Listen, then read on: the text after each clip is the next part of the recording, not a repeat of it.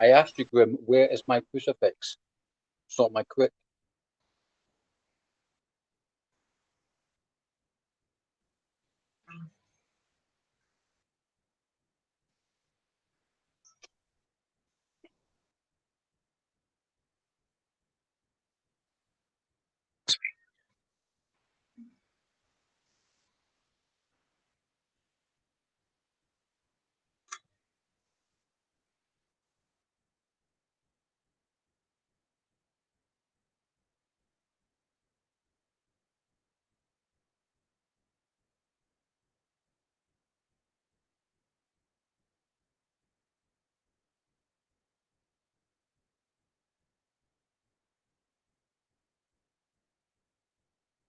I was about to say, I can't hear anything either.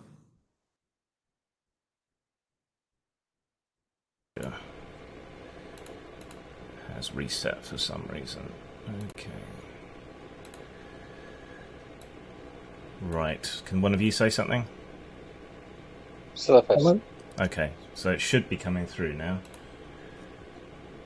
Is my audio active? Yeah, I can hear anything now. Surface. Okay. So it should be. All right. Don't know what happened there, but just all the stuff in OBS needs resetting. All right. What will hopefully, kind of, bittersweet, be the last session of Dragon Warriors, where we left our merry band of heroes last time, was that they had completely cheesed the vampire lord Tenebron by turning him to stone, and had returned life and light to his domain. But there were other threats abroad in the world. They've only slain one head of three. Now, hopefully, the players can remember the stuff they knew and will decide what they want to do next. But time is of the essence, so as we rejoin them, they're resting up in Tenebron's halls, though all the windows have been thrown open, and light and fresh air is moving through them for the first time in centuries. So, I seem to recall Rizal was our next target, or no, Montombra. Mm-hmm. I think that was the plan. I can't remember anything. Well, you meet up in Tenebron's study with the window shutters thrown open and the light streaming in, and lay out one of the more modern maps of Ellisland that he has out over the table. It's only 50 years old or so, but it shows the geography at least. Let me see in my notes if I've got anything I need to remind you of particularly. And is there a map of the tunnels being created so far? No, there is no map of that. Damn. That'd be really useful. There was the prophecy, wasn't there? So heed the words of Mathor. The one-eyed god remains in ice, but his blood flows south, black and foul, to be drunk by ancient roots. The Red King falls, his sun rises, and seeks his name. A vanquished people seek to lay waste to a land of iron. Coin and ambition, desire and revenge, blood and plague. Valandar awakes within. 3 moons and 3 heads lie between victory and defeat. And Tenebron is probably one of those heads.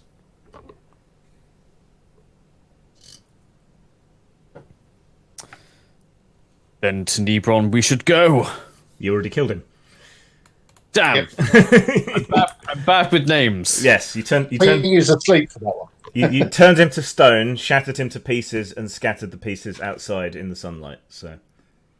Oh yeah, we completely. I was thinking he might have been the Red King, wrecked him. With him being a vampire, possibly. Red King, vampiric blood. If I remember correctly, the guy who was playing chess against Sir Elaine said that we're in the bishop's house. Am I right there, Grim? Yep, he did indeed. You have a better memory than me. Maybe you can't hear anything because of that helmet, Grim.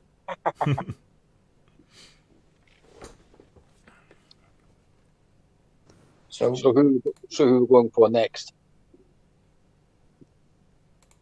Well, seeing as everyone else seems to remember way more about what happened last session than I do. I wasn't even there. We're geographically close to, I believe, Montambra, is it? Yeah. Yeah.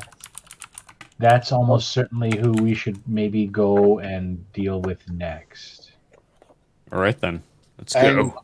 we're on good terms with. What's the nice Baron? Baron Aldred. Aldred, that's the bunny. We're on good terms with him, so letting him know what we're doing wouldn't be a bad idea in case we fail. And also to let him know about these tunnels, because that is a huge tactical advantage for anyone that gains control of. Yes. Unknown maneuvering throughout the country.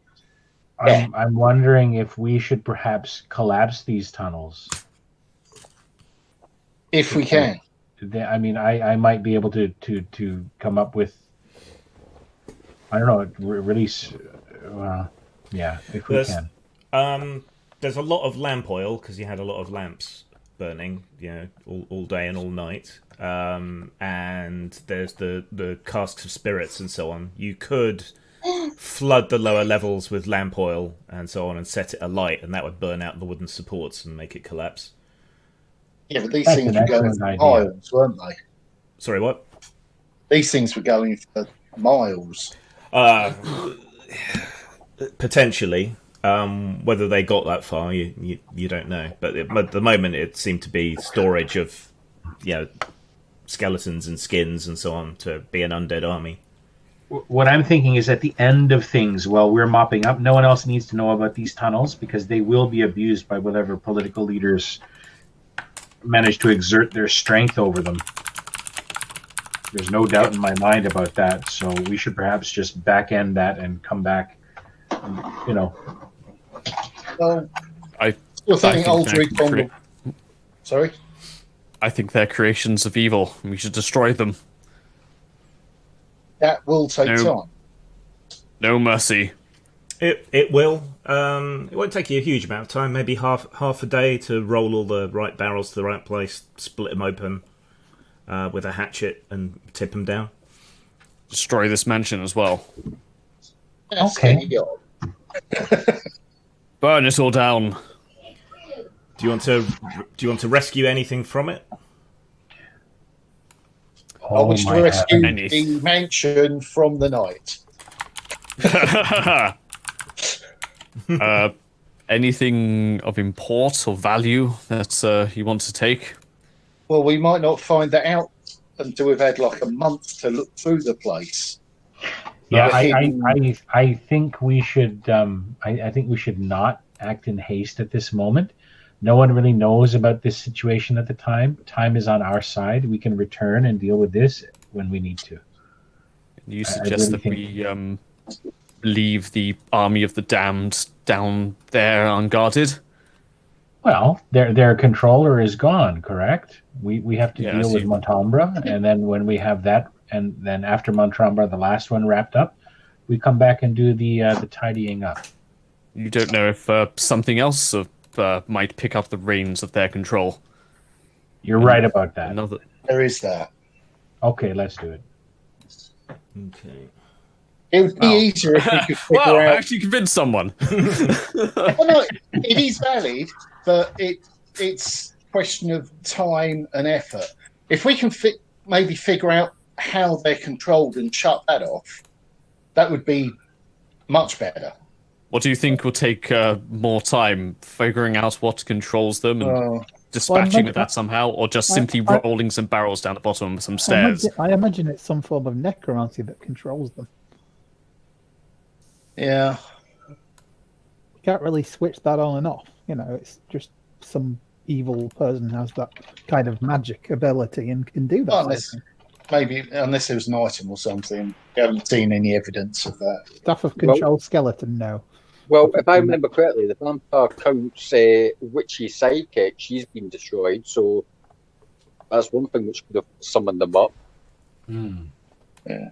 We might just keep running on autopilot. We could have this lovely underground way of getting about. We'll just for us. destroy the tunnels and we'll leave the rest of the mansion and come back and have a poke round later on, I think. Fine. You know it's going to backfire and take the mansion with it. So there's lots of lovely books on the shelves here. Right? Destroy all those lovely books. Yeah, there could be some valuable knowledge there. Well, you can load up the horses with the stuff that looks useful and less evil than the rest. And you mean the ones that aren't bound in human flesh? That kind of yeah. The ones that don't snap at your fingers when you try to read them. Or we can send a message to our merchant friend to get some horse and carriages and carts and all that to come into the house where we're going on to the next mark. How does that sound? That's another really good idea. It is if they can keep their gob shut. Well, he's kept his mouth shut so far, hasn't he? No, I mean the people that send. No, he gets his people to come and gut the house out. We're on to the next mark. Yes, but when that does happen, though, there are issues of inheritance and royal charter and other things like that. He's a bloody merchant. He's rolling in it. He can buy people to shut them up. God. No, I think she meant the vampire has the mansion place itself. in the lineage of the kingdom and so on. Yeah, so we can't just willy-nilly do what we like. Like a lot of our modern sensibilities are and we can't divorce ourselves completely from that. But there are legitimate issues of inheritance and property right. Even though there's evil, magic involved, we can't overstep in a way that really makes it look like we are abrogating the king's authority. A fire is something that can easily get out of control that may have been started in the heat of battle and whatnot. So, you know what? I'm pretty sure that whatever he has in terms of books and everything else, there are probably a lot of other copies out and about. And even if there aren't, they're probably such vile books that they deserve the flame. As horrible as that is to say. I don't like the idea of burning books, but yeah, if it was a library of books, for example, that the Nazis had in concentration camp skin leather, I don't care what words were in them. I'd just destroy those books, right? Okay. How long have you been playing this game? Then the Nazis were brought up. 15 minutes. I just God win the game. Yeah. Right. So we all decided we're going to burn the place. I'm all in for that. The cleansing fire it is then? Okay, if it looks like I'm losing the argument for preservation, I'm going around stealing whatever looks... Well, I'm on the side of... I'm fully on the side of preservation. Why don't we split the difference and have everyone fill up a backpack full of books at the... I'll give you the time it takes for us to load the bottom floors with casks of burning oil for you to preserve what you want, and then this whole thing is going up in flames. That's a How about that? That's a fair compromise. That's not a compromise. That's just... Okay, I do one tactical consideration. Yes. We've still got his other forces wandering around outside, where he managed to avoid some of them. Yeah. Literally sending up a huge smoke signal that something is up. You're right. So we should come back and tidy it up afterwards then. Yeah, you don't think that we can't dispatch them as well? It depends how many there are. Yeah, we need to get to Montombre first. I think we really have the initiative here. So I think... And I this spell I have, this gate spell, where is it? I mean, we could go there right now. I think we'll set the fire and then go there. Well, first of all, I think first what we need to do is, as somebody suggested earlier, send word to Baron Aldred about what's going on. Then we can go and get our next target. You could teleport directly to Montombre's castle, except you've never been there. Right. Well, you could teleport to Aldred's. Yes. Now, what's his capital called? Just make sure I've got the right place.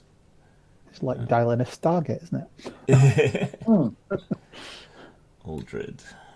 is it's near Axbridge, isn't it? So, Yeah.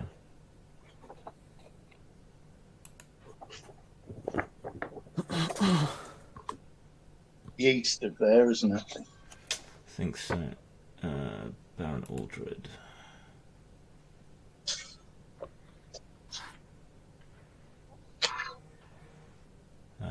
Gorburn and Aldred's Castle. Let's have a look at the map. Sort of near the Howler Hills as well, isn't it? Yeah, there's Axbridge. That's Grisale's Castle. Wish it was easier to find things on maps. Are you on? I'll say because I've found it on my map. What's near to it? Well, it's in between the Gilspire Wood and the Hoolala Hills. Just smack between them. I've got the Ellis Land map up. Yeah, so have I. Yeah. But probably someone's different map. Which mine. hills? The Howler Hills to the. Or just port to like Carricksbridge and walk it if we can't actually. It's like find the it. only hills in the east, in the middle of the east. Oh, Hawler Hills. Yeah. Howler Hills. So it's northeast of the Aldred's Castle. Yeah. Okay, so you're Right across from Merkins. Yeah, you can get there.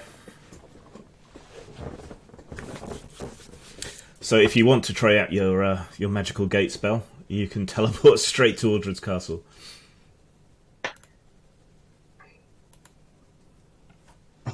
Have you got enough juice to cast it twice? Maybe be the last one through.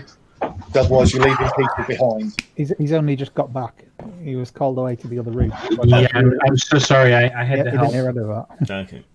It's okay. I will follow the lead with whatever's been decided. You guys let me know what we're doing. Well, the idea Fire is to and then teleport. Teleport. No fire. Okay. I thought you Can't were agreed get this- that you were going to set it on fire, but you were just going to... Oh, no, you changed your minds again, didn't you? Okay. I haven't changed my mind. Right, so the idea was to use your new magical gateway spell to teleport directly to Baron Aldred's castle. 1, 2, 3, 4. There are 5 of us, which means I'll have to do at least probably 3 castings, which would eat up a huge amount of my magical energy. Only one. Well, how So long- it's a 1 in 6 chance per person that goes through it. Yeah. Or it's not a cumulative 1 in 6 No, chance. no. Oh. Okay, so 2 castings then. So yeah, if we need the time surprise factor, then yeah, let's do it. I am at your behest. You let me know what's happening. That is a So huge what- boost. So what's the situation on this fire? Not Do it going to when happen. we, do it when we come gonna- back. we're gonna- The leisure We're to- gonna vote. We're gonna vote on it. Vote?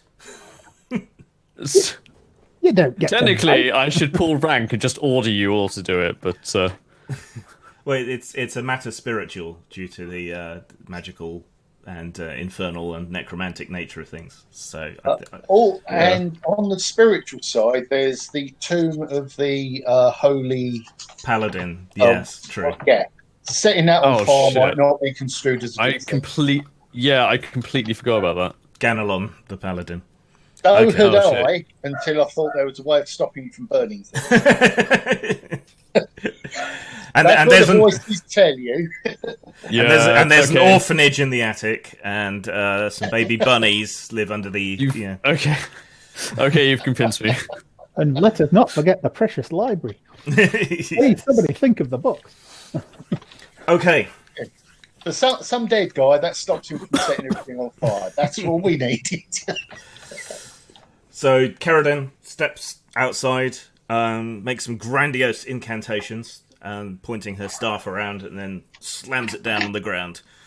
A glimmering portal appears. There's a boom and a rush of air as the air between the two places tries to equalise, and a breeze starts running through the portal. Who's going through first? I shall go first. It Literally immediately first closes after you. Crap. Ah! Good thing we didn't go to. It's a good thing we're going to Aldred's castle and not Baron. Yes. So, you Sorry step about that. through and you appear stepping out of nowhere outside the gatehouse to Aldred's castle. You turn round to see where the others are following you, and there's nothing there. I just say to myself, nothing like making an entrance, is there? Special effects budget ran out. So you want to cast it again then? Yes, indeed. Okay, you go through the ritual, slightly less pomp and circumstance this time. Concentrating. Bonk. Who's going through first this time? We should be clever about this. If Sir the Lane. portal closes again, who would be more likely to get there quickly? People on big war horses. Shit. I mean, We can all versus- don't worry about that. You But go then- through it. right. But then who will Aldred listen to? Me. I can't really It's find not the best. because I'm at the other side already. Yeah.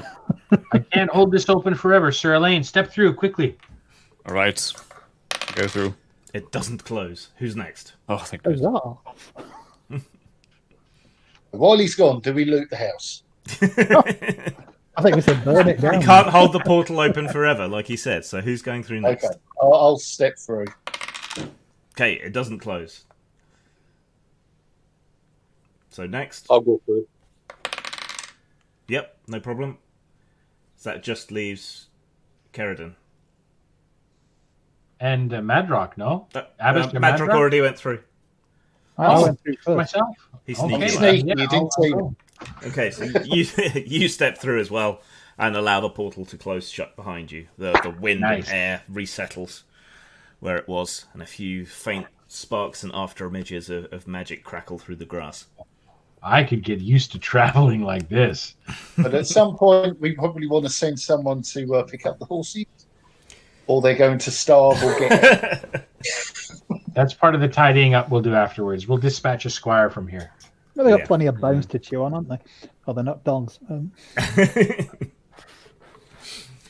Right. Yeah, so I'm assuming you grabbed your packs with most of your gear that you regularly use from your horses before you step through. Because, yeah. Yes.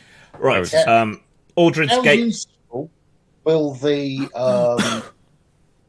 we had the proof of his bloodline and lineage and stuff like that, and Yeah. I recall having a cunning plan for that. I can't remember a damn thing about it. And you had the letters between him and Montombre. Yeah. And I think there was also mention of someone else. The letters of his like proof of nobility. Or whatever, wasn't it? Yes, but also there was.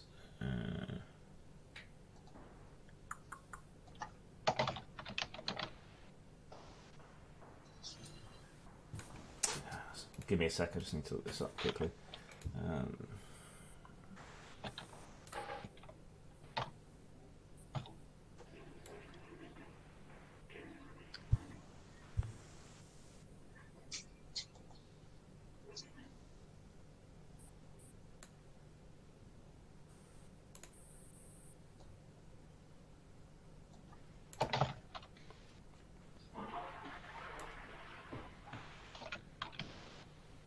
There was also mention of Prince Estebulo of Algandi.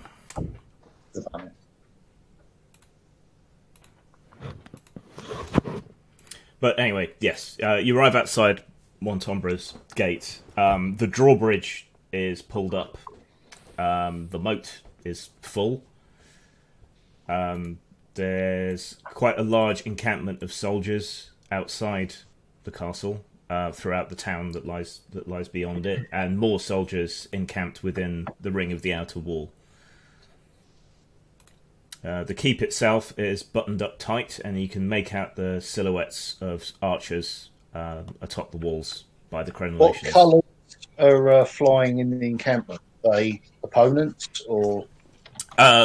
Aldred's flag and that of King Hadric. Oh, so it's not siege. Right. No. Okay, well, Sir Elaine, this is down to you, I think. Let's go there.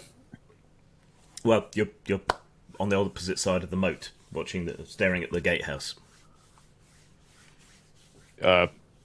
Just call over to them. Hello? Are you there? Someone? A guy appears on the crenellations at the top of the gatehouse and slides his helm's visor up. Ho there! Didn't see you approach. Oh, it is I, Sir Elaine, of Braylac, and my manservants. I'll kick him in the shin. That rumours start. Clang.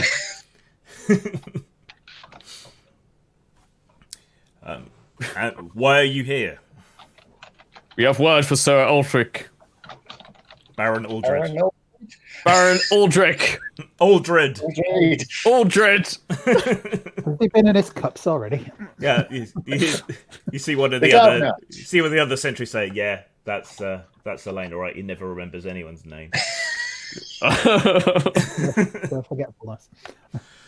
Very well. We'll lower the drawbridge and you can come in. Right. There's Nice. lots of clanking, and the great big drawbridge comes down across the moat with a thump, and the pair of portcullises ratchet up slowly. Okay, now, guys, if the King's bods are here, either he's here in person or he's going to have some high-ranking representative. So, try to remember people's names when you get introduced. No promises. It's advance. Right. So you march through the gatehouse. All the ground is churned up and muddy from horses' hooves and men at arms. There are soldiers everywhere. Peasant levy, longbowmen, knights, men at arms. It's got that kind of packed, soldierly air to the place that you haven't really felt since the Crusade. Are they making preparations like in expectation of a siege, or is this getting ready to move out in numbers? It looks like they're getting ready to move out. There's it's like the farriers seem to have been called back, and Coopers are making barrels at 9 to the dozen. Fletchers are cutting arrows. Yeah, everyone seems to be preparing. Okay. Can I see anybody who looks like they're in control, in charge somewhat? It's like the units, basically. The knights that are in charge of the various units seem to be the ones organising things fairly loosely on a sort of knight by knight, baron by baron basis. I'll approach one. You there, Sir Knight. You appear to be preparing in mass. Yes, we are. There's been an invasion. An invasion? Where? Across the sea from the mainland. Algandan Knights. They've taken Port Clyster already. Port Clyster. That name should be familiar to me, but... It's the biggest But port on the eastern coast, about 20 miles north of your castle, your sea-bound castle. Wait. Castle, Mirakim. Castle... Mirakim. Oh, no! I just motion over to companions. Do you hear that? Wolfenstein is fallen at last. Woohoo!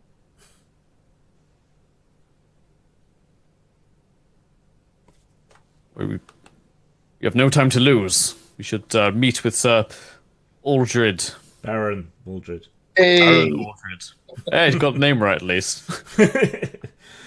Oh yeah, well, this knight offers to escort you to the war room and takes you through into the castle. Guards saluting by bashing their gauntleted fists against their mail as you head in. You arrive in the war room. Massive windows of diamond glass, but so big that enough light actually gets in. And Aldred and a handful of other barons, plus the king's messenger, who is bearing the king's standard and wearing the royal livery, are all stood around a great big wooden table which is carved with the shape of Albion. Not the whole of Ellis Land, just Albion. And they're moving little wooden pieces around it. Baron Aldred. Ah, yes. You and your friends. He seems You seem solemn.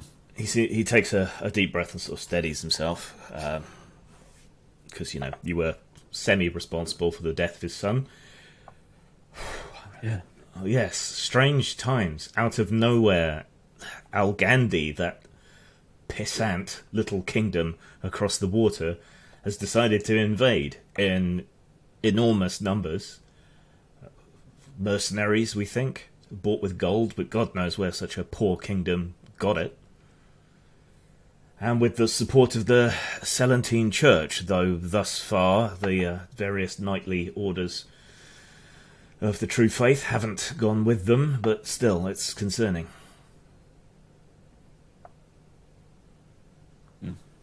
What are your plans?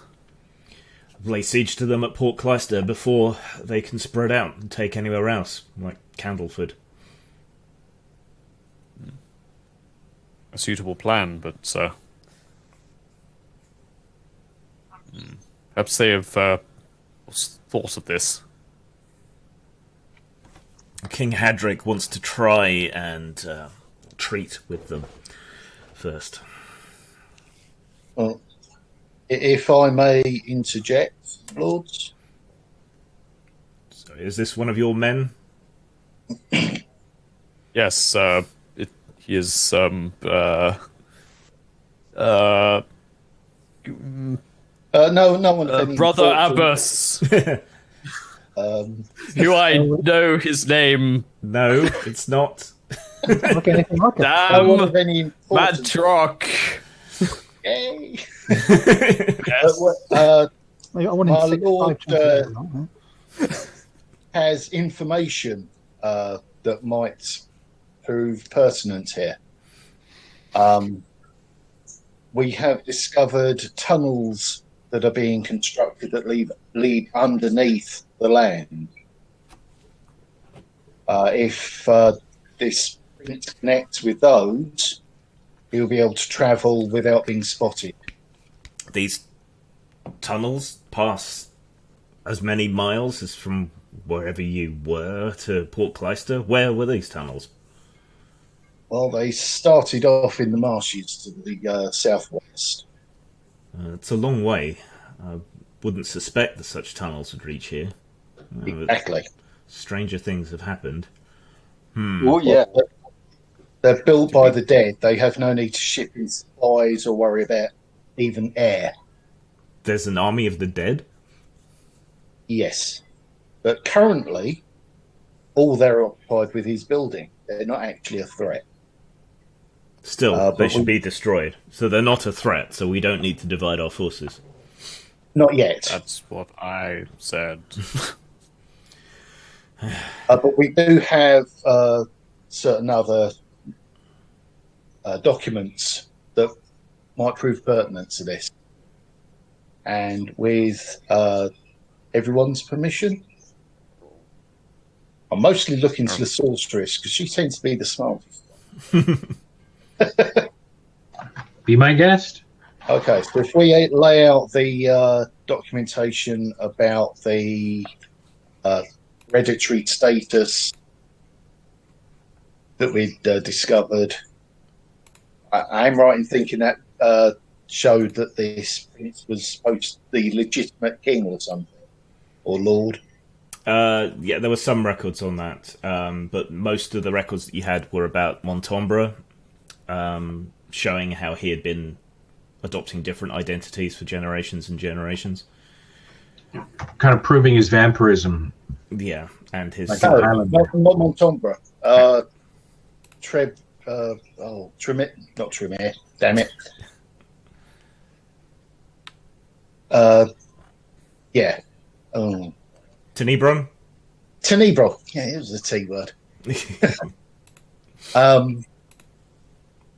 Now, you would be the only...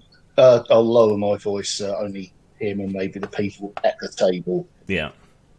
You would be the only people that know that he's been destroyed. But he's part of a 3-point plan. This is one of the others. Montombra is in. It's literally a conspiracy of evil. And Not to mention cultists from the north and all the other bells and whistles. But we have lots of documentation here to prove our words. You go from Aldred sort of leaps at the chance to accuse Montombra, whether you've got any evidence or not. Yeah, it's he's just happy to have something to throw at him. It's almost like a league of super evil. Our plan was to actually throw ourselves at it. You'll notice your people didn't notice us approaching at all. Yes.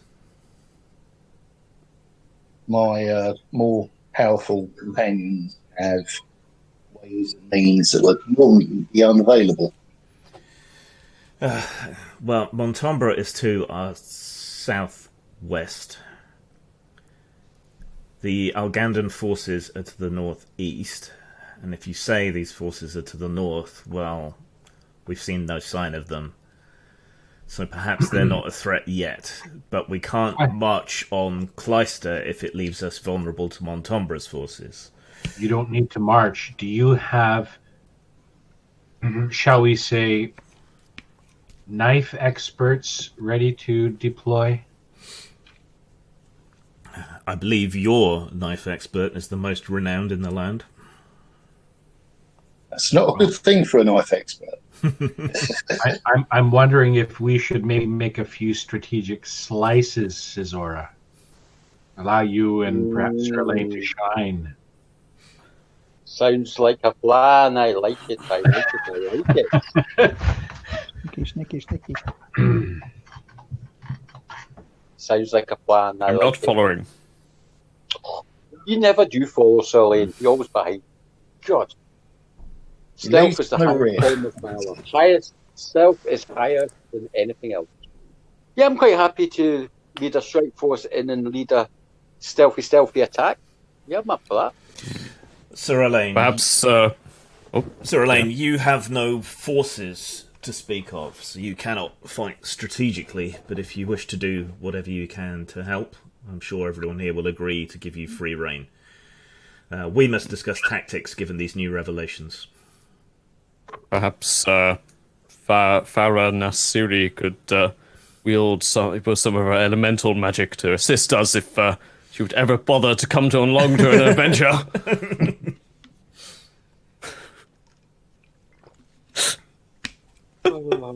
I actually have a cunning plan.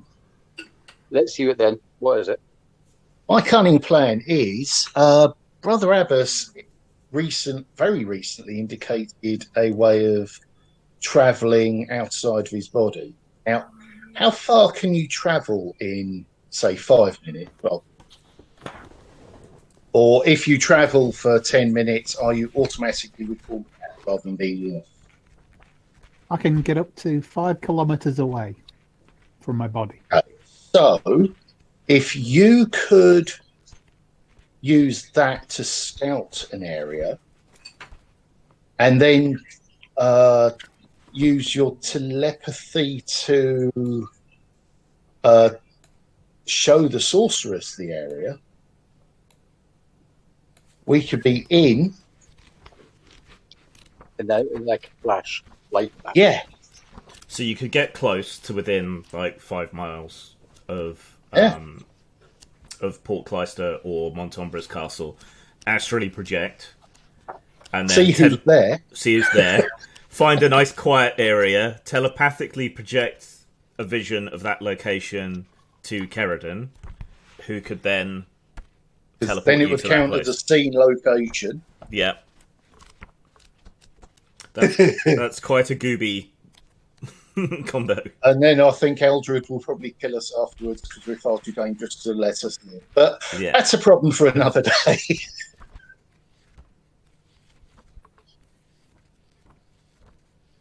Well, That is a scary plan. I don't know why no one thought. On the tip of my tongue. Well, I'll be ashamed of you, a man of the cloth. I'm supposed to be sneaky.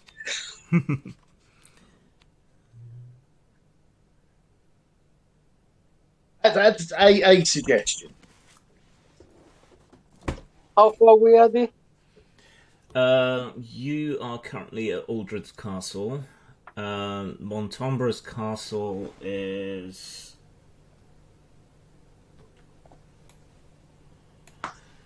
about 80 miles away, and Clyster's about 40 miles away. So which one am we thinking of attacking first, Cloister or the other one? Because what I was thinking of doing is doing a sneaky Black Ops mission, climb over the walls, find out where they sleep or abide, sneaky around, slit their throats, and then come back. Well, my bet is this print going to make for maybe the tunnels. Right. He might openly we- have his tent on land. Right. Did we even ascertain that the tunnels like go all the way where you think they do? No, you did find tunnels heading outwards, but you've no idea how far they truly Yeah. go. So we don't have any evidence that they go to where you think they do. Well, not yet, but all he has to do is hold the sea, allow the forces to besiege him where he is. That all those forces up in that part of the land, whereas in the place he goes under the tunnel, zips through, comes up wherever he wants. I'm just thinking of the same tactics using magic. Yes. Get our retaliation in first.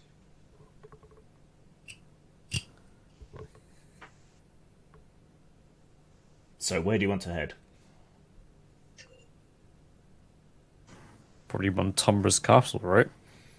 Okay. Let's see. That will make Aldred a lot happy with us because Right.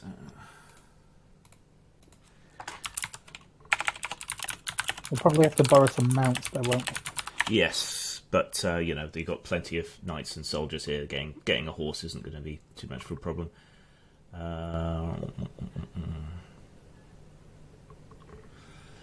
Right, you can ride about 30 miles a day, going flat out and swapping horses along the way. So let's see. Call it 2 days because you know the land and there's roads most of the way to get down to Montombra's castle. You can swap horses at Blunton.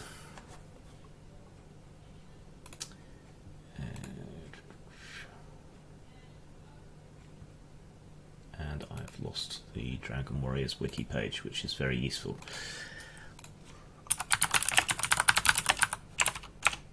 There's a Dragon Warriors wiki page. There is indeed on WikiFoundry. It's not very well laid out, but all the stuff's there. The search doesn't work very well. Right. Wow. Aliceland, Albion. but it is really good. There's loads of stuff on there. Yeah. All worth. A lot of broken links, unfortunately. I don't think there's any information on Blunton. Other than it's clearly the origin of the blunt in this world.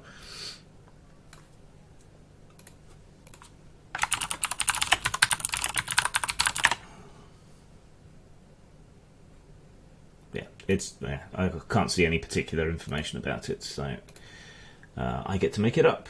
It's on the edge of the Jewel Spider. Words.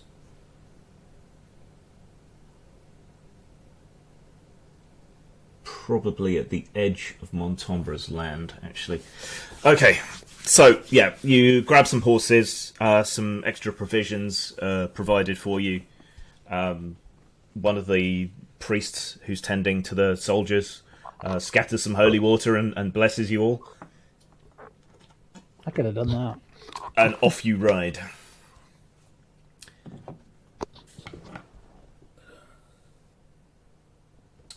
On your way south to Blunton, you pass through the village of Tessa, and it's a smouldering ruin. It's been raided and burnt. There's just a few raggedy peasants picking over what's left, trying to recover their lives. And the crops which were due to be harvested have been burnt and blighted.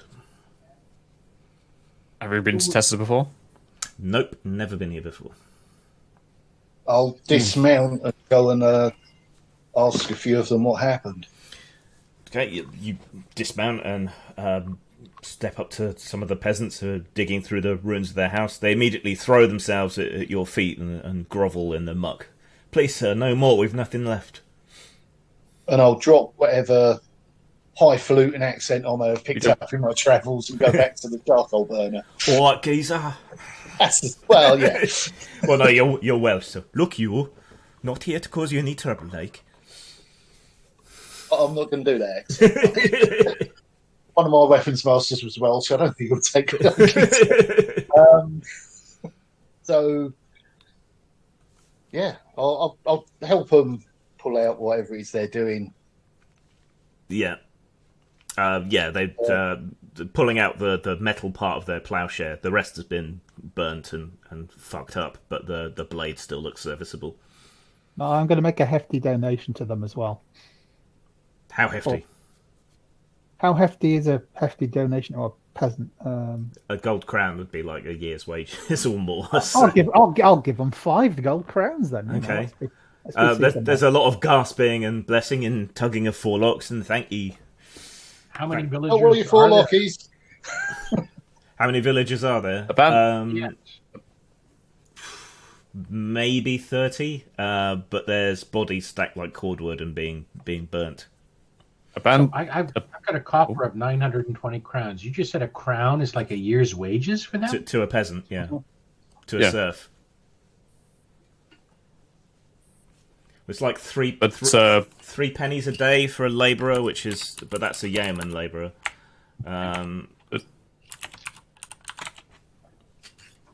We're very, very rich, but we're funding like a castle and a small village at this point. Yeah. And a manor house in a foreign land.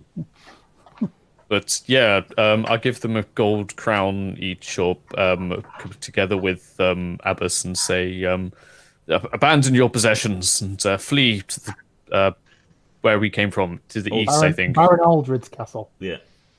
Yeah. I can remember his name. Do we want to add a force of survivors like this to our own retinue of farmers and serfs and other things? Should we send them on to our own holdings? You could send them to Merkeen's castle, but it's a bit close to Port Cloister, so you might be sending them into danger. And it's after the fact, after the war, when things have settled down, they should look us up, right? Yeah, you can. Yeah. Here's my business card. So steal old rich tax-paying peasants. Never let a good disaster go to waste. Have you ever driven past a fire and thought, how could this benefit me? Damn it, I need more manual labour in my garden. Okay. Do you want to do anything else while you're here, or head on? I'll quickly bless the bodies that they're burning and give them the sacrament, last rites, whatever, and then we'll. Did they see the colours that the horses were flying? Were there they were black riders that came out of the woods, hundreds of them. They destroyed our village and headed south towards Montombre's land. Cursed Black Riders again. The knight at their lead had no head. Yeah, we should have taken him out when we had the chance. There's no time like the present. A knight without a head. Yeah, we encountered that guy that we didn't kill. Walled-in village. Or, well, we avoided encountering him in the walled-in village. I don't remember that one. Maybe you weren't there for it. I don't think you were there. Yeah, we had a couple Well, of sessions where we've done three. next time we come across him, we won't hide in the shadows like cowards. We'd face him. Right. So with that done, telling them where to go, giving them the gold, blessing the bodies and so on, you can carry on south. And you soon arrive in the walled market town of Blunton on the borders of the Jewel Spider Wood and the last settlement, really, before you enter Montombra's lands. Blunton isn't a wrecked ruin, but it does look like they've had a few fires, and there are a few bodies, and some stout yeomen are digging a big ditch to bury the bodies in. Sir Elaine, do we want a cadre of angry, motivated mercenaries at our backs, maybe backing us up as we head into Montombra's lands? Nope. I'm sure there's an angry fetch of men here who would be willing to take up arms. Are we not doing the plan of porting in, kicking ass, and disappearing? Oh, okay. I'd forgotten. Against hundreds of Black Riders. They'd be slaughtered in an instant. Well, not if we just go in the room where the leaders are and... Right, we've got to get Caesura close. And I rapidly going more Shadowrun than Warhammer. I love it. Caesura, I have an idea. I have a hide-on. If you can make it in there, release the hide-on and let it just not initiate any control over it. It'll be like a bomb going off. It'll just destroy everyone and everything in there. Beautiful. Sounds like a plan. What if it doesn't kill? Anyway, you ride into Blunton. Your horses are froth, and you're all more chafe than man. Given the situation, they're glad to see you, and you're given lodgings in one of the inns. It's got a little bit of fire damage, but seems to be intact. You can throw a meal and some small beer down your throat and get a rest and regain all your magic points and so forth. Quality charcoal right there. You'd know. Do you want to do anything before you leave, or are you just going to take fresh horses at first light and head south? I think it might be wise for Abbas or Caesura or Madrock to maybe just hang about the local inn or whatever, if there is a social hall like that here, just for a bit of rumor mongering, just in case there's something we need to hear. Yeah, I was sort of. This is a relevant bit of news. I just want to ask one of them. Your village has evaded destruction, whilst all the other settlements around here have been burned to the ground. How is that? We have a wall. Yeah, we have walls. They don't, albeit they're old and crumbling. It was just a lightning attack. Black Riders rode past, heading south. They set fire to a few farms in the outskirts, lobbed some fire arrows and pitch bombs over the walls, and carried on. It was just hit and run. We couldn't even marshal the guard. Was there a headless rider amongst them? God's teeth, I hope not. Yeah. Okay, well, when I'm lurking around, I'll buy a few drinks for people that have seen the worst. Yeah. I'll keep an ear out, because if that headless rider didn't come with these guys, then he's off somewhere else. That's worth knowing. Yeah, it just doesn't seem... It seems like they were kind of set upon with such sudden force, and then whatever it was moved on so quickly that they didn't really get a chance to see that much of who and what they were.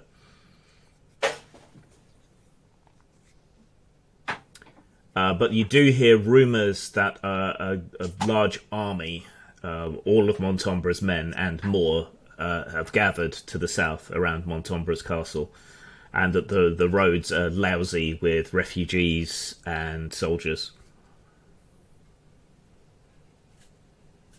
What, fleeing his lands or going towards his... Nobody seems to know what they're doing. There's people going in all directions. I reckon I'm going to sit tight here. says the guy you're sharing a drink with. Yeah. This is very important. This is very important. That's an excellent disguise.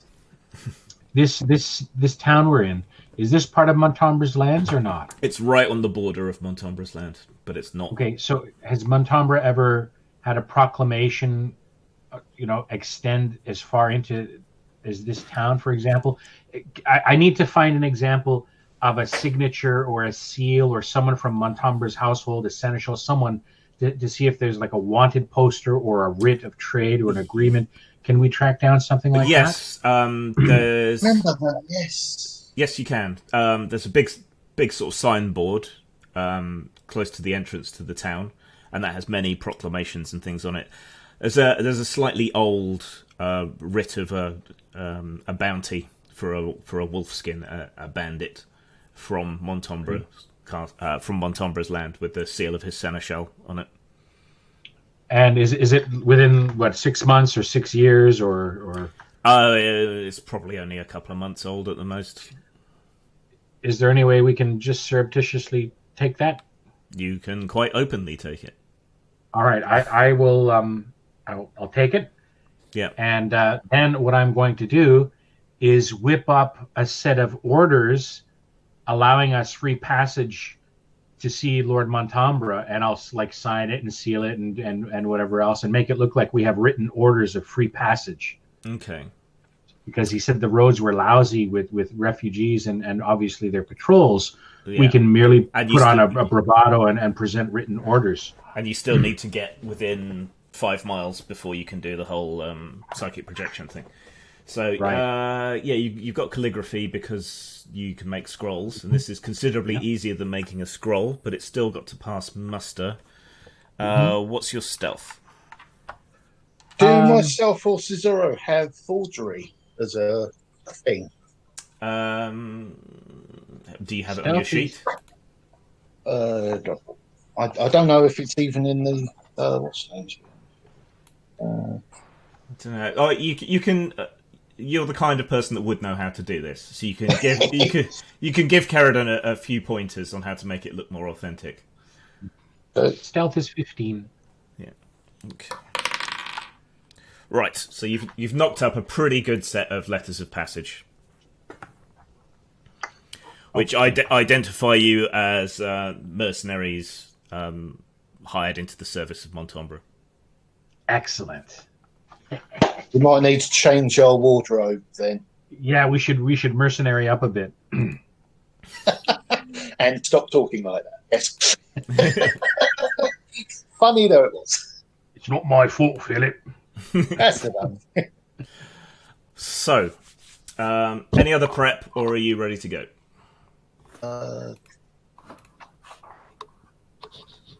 Always other prep, but I only think about it about 2 days afterwards. Okay. I don't actually have disguise, which...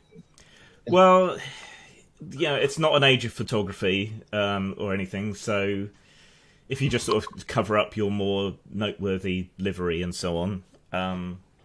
One other bit of prep, I think this would help sell the orders. We need to pick up a few bottles of not expensive grog, but not the cheapest shit, like middling officer level grog, a few bottles. And when we present these orders, it will be a lot easier just to take the gift of the bottle as an incentive just to quickly get, fine, the orders are there, and just kind of sell it like that. Yeah, well, the imminent threat of war has driven the price up to about 10 times what it normally is, but you're all rich as creosote, so... Is that a Pratchett reference? It was. It was. A which reference? Rich as creosote? Rich as creosote. It's Terry Pratchett reference. Okay, yes. Instead of Croesus. Yeah. I'm trying to remember the full story now. It's King Creosote, wasn't it? Creosote is a desert bush. I remember it from Dune. Creosote bush. Okay, so a man alleged to have the Midas touch, which might make going to the toilet somewhat problematical. The rumour about everything he touches turning to gold is a garbled folk memory of a curse placed on one of his predecessors by a dyslexic deity. So everything he touched turned to Glod, which was a dwarf. Mm. And that's why there's so many dwarves called Glod. so there you go. God damn. Yeah. Okay, so then you're going to head on south. Right. As fast as you dare, basically. Miraculously, despite your painstaking preparations, you are not stopped at all. The soldiers all seem to be very busy doing other things, and you've made yourselves look more like mercenaries. Put the hood of your cloaks up and whatever, the equivalent of turning the collar up on your trench coat, and basically no one's paid you that much attention because there's so many other soldiers and so on going around. So you close within that 5-mile reach of Montombra's castle. His domain is a little odd. There's this massive empty space around Montombra's castle where there's only the occasional crofter's farm, and the whole land seems fairly wild. There's a lot of hill barrows and standing stones, and it backs on to the largest portion of the southern part of the Jewel Spider Woods. But yeah, you should be within range now. So we want somewhere where we can physically see around us while still being hidden, so we don't get camp doesn't get bushwhacked or whatever. Yeah, because we're going to have to leave the horses somewhere. Who am I transferring the hide on to? Should I make that transfer at this point? Yeah, hand it to whoever you want. Cesora, should you take it over in case you're going to plant it somewhere, or can Brother Abbas psychically travel and materialize with things on the other end? You balance it on the top of the door, so when they open it... I'm quite good at sneaky. Don't know about Brother Abbas. Okay, I'll transfer the hide on over then to Cesora.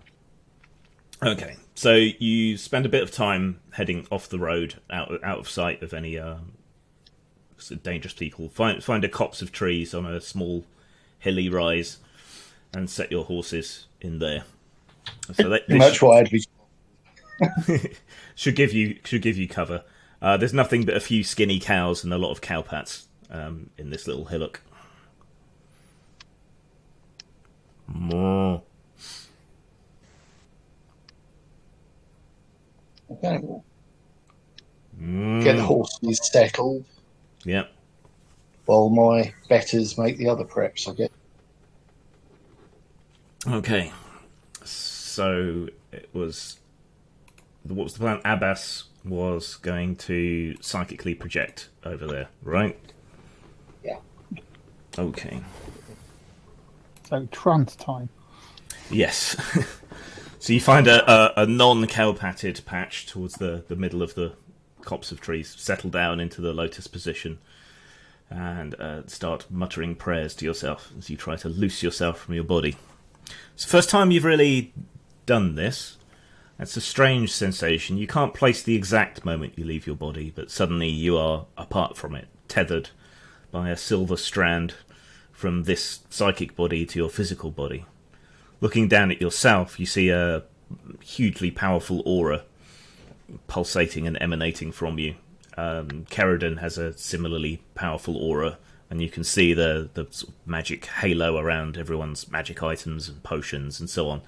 The Valandar swords in particular blaze like blue flames in this twilight astral plane.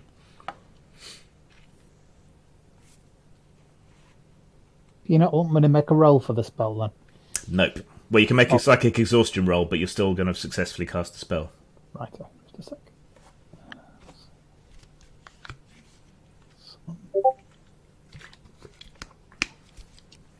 Under 13 because it's a level 8 spell.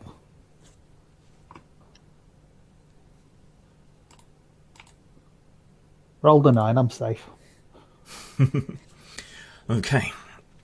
So then you start flitting, leaving this long strand of astral thread behind you as you close in towards Montombra's castle.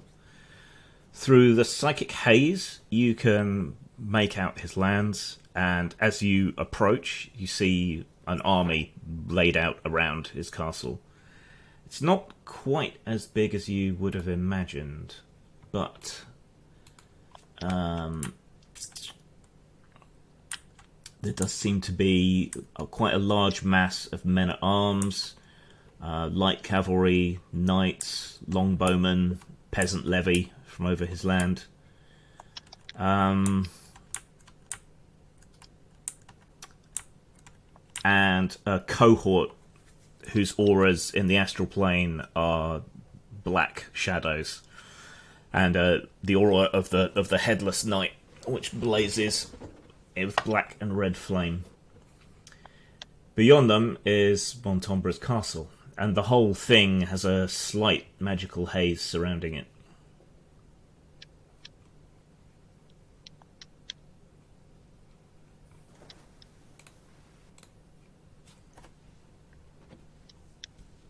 So how do you want to proceed? I think the plan was for me to then use telepathy to get in touch with the mage, but I don't think I can while I'm actually using the trance.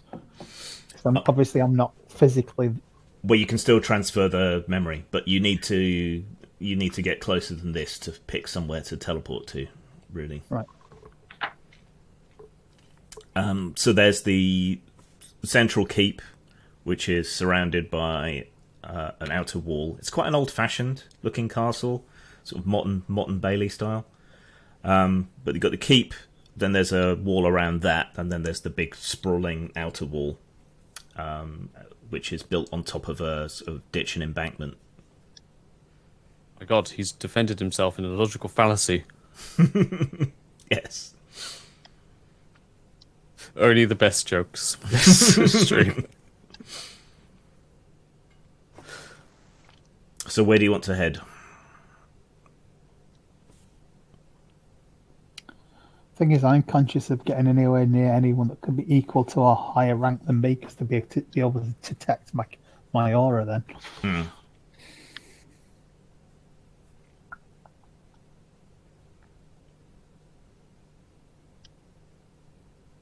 I could just fly straight through the walls because no one's actually going to be able to. Because I'm intangible, I can do that. Yeah. Yep. So, yeah, we'll find a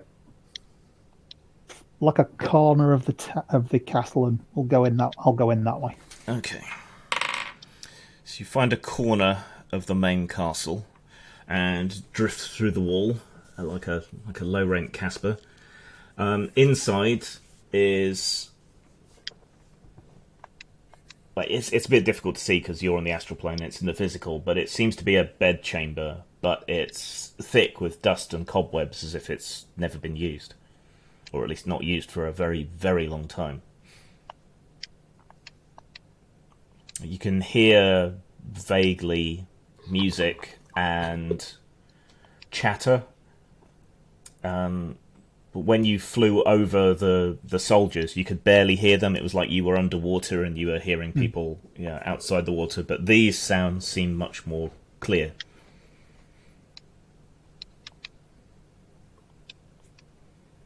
I'll venture through the nearest door. Okay. You float through the door, and beyond it is a corridor. It seems to be part of a sort of square corridor that goes around the keep and seems to lead to the upper chambers where people would sleep and stay. You can see the auras of people walking around the corridors, like lords and ladies, slightly old-fashioned clothing, but they're chatting and laughing and plucking grapes from passing trays to eat as if they've not got a care in the world.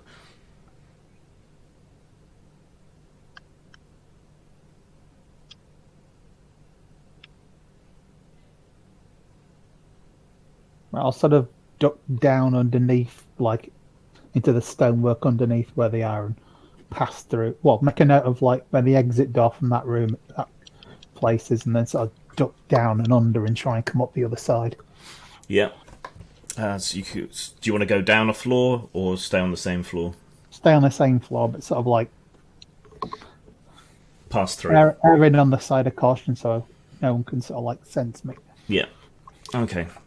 You slide through, and you seem to be on the roof section. There's some sort of portable arrow shields made of wicker and so on set around the outside, and there's quite a few men in black armor moving back and forth. These have that same black aura that you saw outside, and they're arranging sheafs of arrows and grunting to each other.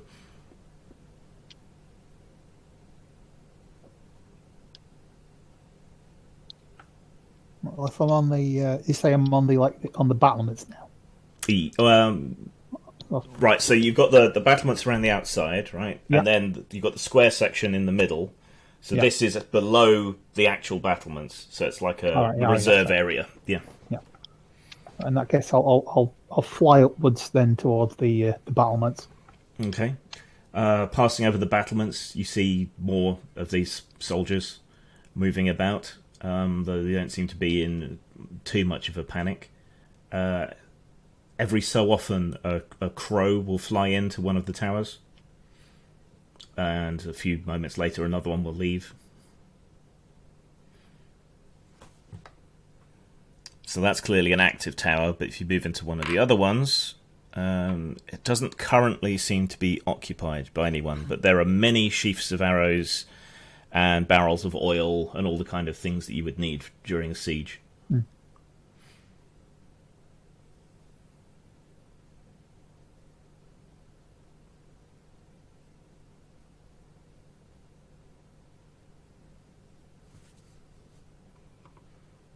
I'll have a quick recce down into the central.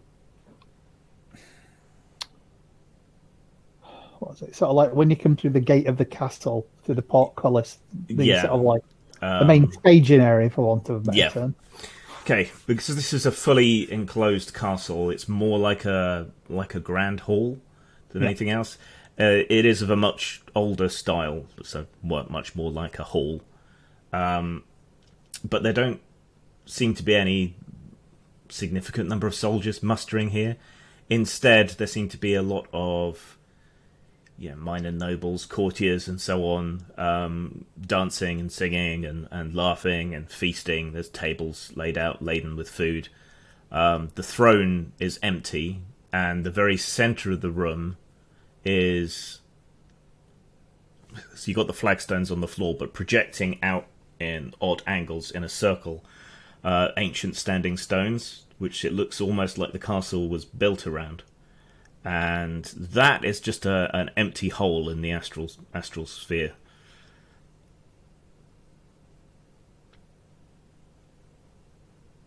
You can't perceive into it. You don't think you could pass through into it. It's like it's a hole in reality that cuts through dimensions.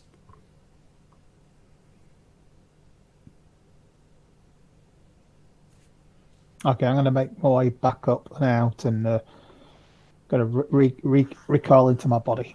Yeah. Okay, so you've all been sat around for a while, and then Abbas's eyes flick back open again. It's amazing. He didn't notice even when that cow started licking his head. Brother Abbas, you've been away for a while. What did you see? Only 10 minutes. A great deal. Quite unusual sights, to be sure. They've definitely got plenty of supplies and men in there, but the most curious thing was finding some nobles there feasting and dancing and just acting as if everything was tickety-boo. Just oblivious to what was going on. Perhaps they are Lord Rejoicing. Monteagle's Lackeys. co-conspirators. But I've got those, the name wrong, haven't I? Montombra. Monteagle. Well, Who's they won't Monteagle? be the ones risking death in the fighting, will they?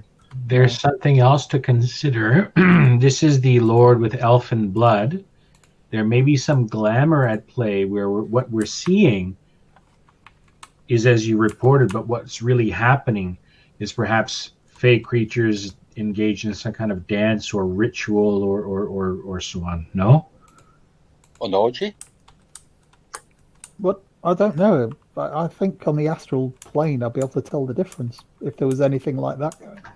Oh, well, yeah. I think I'd perceive it like that. If if their essence wasn't human, I'm sure there'd be some sort of spark that would differentiate them from being human. I Okay. saw something very, very alarming and surprising in the main hall. Though. We could test that if the sorceress could cast an illusion, and if you could look astrally and see if what you see is that, or if you see the shifting or whatever the magical Right, energy is. you've got a baseline or a comparative. Yeah. But there's something I really need to tell you about what I saw in the main hall. Please do. Very strange. It was almost like the castle's built around a set of ancient stone, like a stone circle, like a series of stone monuments. And when I looked at it on the astral plane, there was no reflection of what it could be. It was almost like a void, like it didn't register in my astral form. I couldn't perceive what it was. It was almost like a doorway to another dimension. And I'm pretty sure in my astral form I couldn't have passed through it. Maybe not even my physical form. I'm not sure, but I didn't once see Montombre himself though. Plenty of the Black Knights and men at arms and things like What that. about the Headless Horseman? Was he there? Yes. But He outside with the army. outside with the army and a strew of Black Knights. Then that seems to be our destination, does it not? Or the Headless Horseman? Oh, the stone circle. Oh, The stone circle is obviously what's radiating part around the castle. Hmm. Because it's basically the castle's built on top of this holy ground or ill-faithful ground they're built on. So basically, it's no doubt being tapped. That was also full of Montombre's lackeys, noblemen, noblewomen, feasting and dancing. Like there's no great tragedy going on in the world. They're celebrating one of their victories. That's maybe why they're dancing and eating and fornicating, because they know they're going to die in battle. So they're basically psyching themselves up ready for the big show. And if the stone circle is the source of their power, we should cut off the head of the serpent. Yeah, but the only problem is we're going to have to find Montalbot to chop the head of the serpent, and then we've got one head left. Perhaps Montombre is inside the circle. Did you not think of that? Or he's maybe even in the portal. Have you ever thought that? That's what it means. so we could lock him in if we destroy the circle. How big is the circle, did you see, roughly? It's about 10 meters across, side to side. So, 7 stones. right. You might have to destroy all of it if you could So do if we one or desecrate- two of the so if we- stones. So if we desecrate all 7 of these stones, hopefully the power will diminish, portal will close, Montalbot will be stuck in near escape if he's in there. Just a question of a small army in front of the castle getting into the castle and somehow desecrating these stones. Has anyone got anything like a powerful device, like a bomb sight at this time, Grim? Some alchemists are experimenting with powder. You've got that Greek fire. Yeah, I've got that Greek fire, yeah. About the strongest flash band known to man. True. Everything, Kate. Can you not teleport us inside? You seem to do it before. Finally, a use for the fire. Yes. I can try, but as far as I understand this new ability, I have to have been in the area before in order to Also- co-locate with it. But Brother Abbas can use telepathy to insert the memory of the place into your mind, and then you can teleport that way. Also, Well, then happy day. I've also got another feeling that these swords of Vanadar can actually start taking chips out of these pillars as well, because they are quite holy artifacts, and if this standing stones is unholy power, it'd be clash, clash, bang, bang. Yeah. Every time we've used them for something similar, we've had the luxury of time. Exactly. Whereas doing it now, I think we'd be fighting people off as well. Mind you, that's where the Hyden could come in useful. Exactly. Yeah.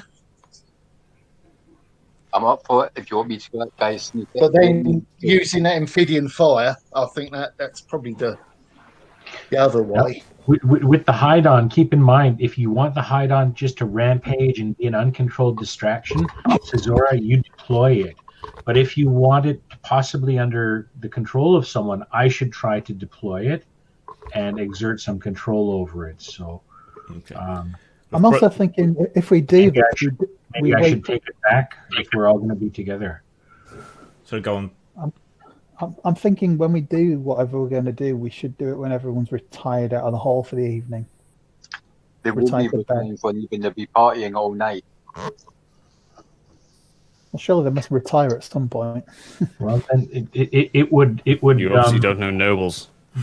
It would be wise then to follow the classic attack just before the break of day, right? Just as they're getting up, their bladders are full. They've only got one thing on their mind. They won't be paying attention. They've got a hangover. Yeah. Right. So that might be the ideal time. Just the dawn's rising. So you can make camp and rest. Do you want to do the telepathy now, just in case you exhaust yourself? Yes, certainly, yeah. Before I forget everything I've just seen in a sleep. Right, so I'll unpick the psychic exhaustion. Also, telepathy is a level. The other thing you could do, if you're worried about forgetting details, and if Cesoro's okay with it, you could let him know the images as well. He can memorize them. As an addition. Did you make the telepathy roll? Well, it doesn't matter, but yeah. Well, I've made the psychic exhaustion roll. Yeah. Okay. We're okay. And then you rest, waiting for the first light of dawn before you teleport and attack. I was going to recommend something else actually. Might it make sense for us to scout a campsite closer to our target and then teleport there first, so that at least we're that much closer if something goes wrong? Or should we just stay here for? Forget it. I'm sorry. This seems pretty safe. We're closer. We're in range of the armies, so yeah. Okay.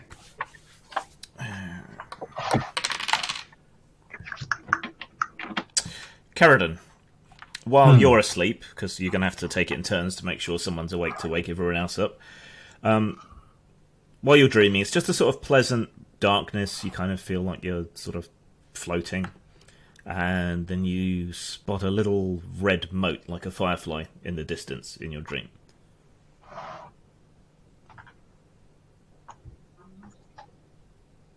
And Brother Abbas was describing himself as a blue mote, yes? Yeah. Is that something he shared with us, or is that too metagamey on my part? A bit too metagamey, I think. Okay, then I'll kind of assert my mind to see if this is like other waking dreams I might have had, like it's blue now or it's orange now, and see if I can. It's still red, just like a spark or an ember in the distance. Do I have any context to place it as a spark? If I look around, are there any fires or lanterns? Or... As you look around, no light comes up, no fire, no torches or anything. But you gradually become aware that you're floating above a sea, a storm-tossed sea, and there's a lump of black rock just sat in the middle of the sea.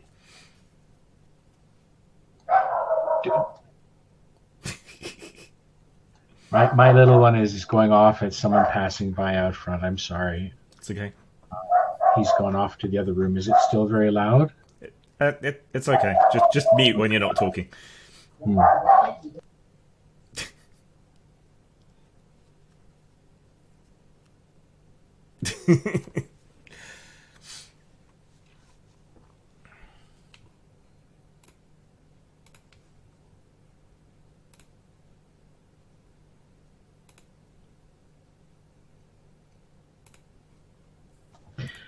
I'm just curious about how much fear this might cause in Carradine. As a sorceress, I would imagine prescient dreams or the subconscious or whatever is affiliated or entwined with whatever magic is would kind of express itself in the mind of a sorceress in different ways, perhaps, than would be common. So that my real world understanding of lucid dreaming and so on, is that too much of a reach, do you think, for exploring this scenario? You think it's prophetic, but you can sort of move around it and do things within it?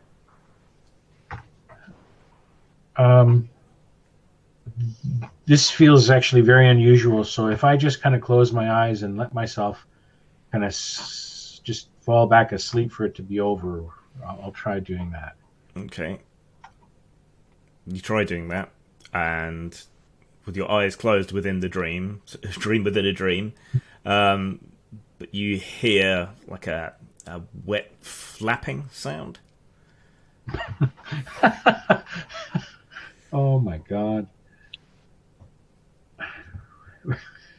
Which stream is this? Flapping. Oh. I'll peek with one eye open, thinking, why can't I just get back to sleep? We have a big day tomorrow. Okay. You see a huge red eye floating above the sea, when the rock is between you and the eye. Is the eye got wings and it's flapping, or is that wet flapping? The wet flapping was its lids opening. Oh, Jesus. And as you watch, an unnatural force blasts out from the eye and strikes the rock and glances off it in all directions, sort of burning up the sea, flashing up and burning holes through the clouds. And the rock stands firm.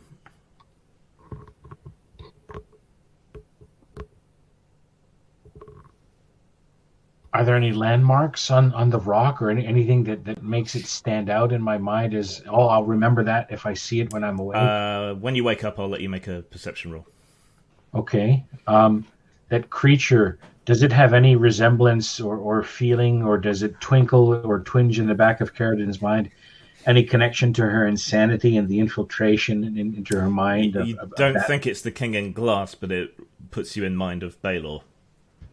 And as you watch, the rock, which has deflected the blow all this time, slowly starts to crack, and then you wake up in a cold sweat. Oh, great.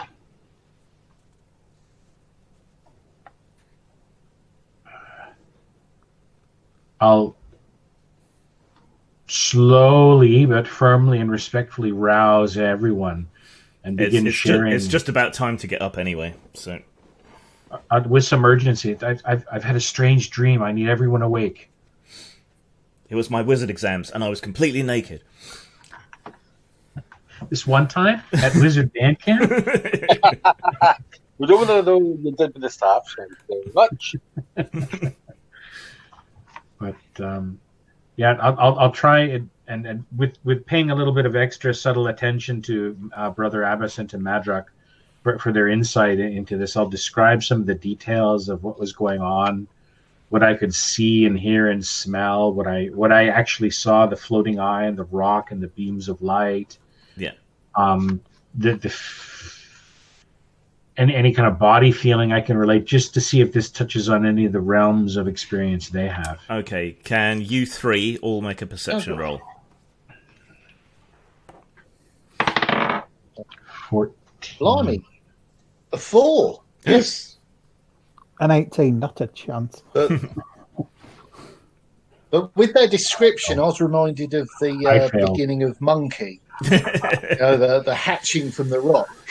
Yes. That was the visualization that I had. Born from an egg on a mountain top, the funkiest monkey who ever popped. He knew all the magic tricks under the sun. Yes, I like Monkey. Yes, don't we all, Grim? Yes, the nature of Monkey is irrepressible. But at least one of you succeeded. Did Kerrigan succeed? No. Okay. As you describe the rock in your dream, Madrock goes, "Aha! That sounds like the mountain upon which Glissom is built. The city and the castle, not the domain. Yeah. And the red eye is pretty obviously Baelor.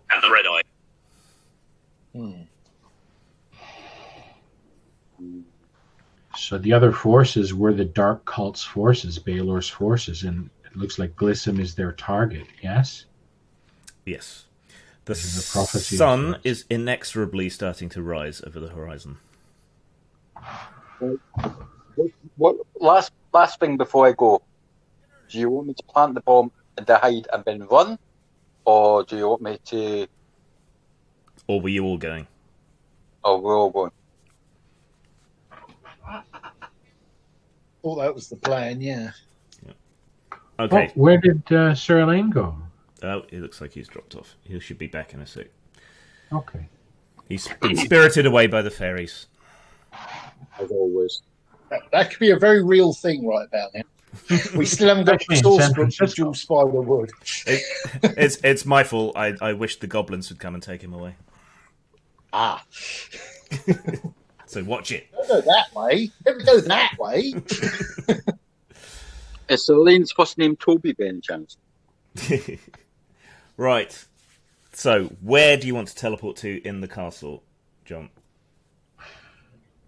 I probably need Sir Elaine's advice about that, or I don't know what proximity. Where do we want to appear, folks? Well, I my think plan it's was, of near course, the- to nobble him in the bedchamber. But that doesn't seem to be happening. That bedchamber was quite a ways away from where the main hall is as well. So If we're gonna, Jack's I need connection to be went. He's directed on his way where to back. go. Okay, let's wait for it. Whatever the memory zones in on, what's our target in terms of tactics inside? Kick ass and chew gum. I believe I you know, wanted but- to try and sabotage the stone circle. Yeah. right, who's carrying the amphibian fire? Caesura, As because apparently we've been lugging this around the place. Caesura, because he already looks like a burn victim. Well, yeah. We probably want to separate those things. Just saying. And the hide on, do we want Caesar to retain possession of it to use as a getaway quick weapon, like to distract everyone, or do you want me to hold on to it to direct it? Could I ask, in game, how much do our characters know about that thing and its capabilities, that sort of stuff? Or the amphibian fire. No, the hide-on. Oh, the hide on. You've run into water elementals before, so you know exactly what it can do. Okay, Jack should be back. There he is. Welcome back. So on Hello. the plus side, then the normal soldiery won't be able to affect it at all. Yeah.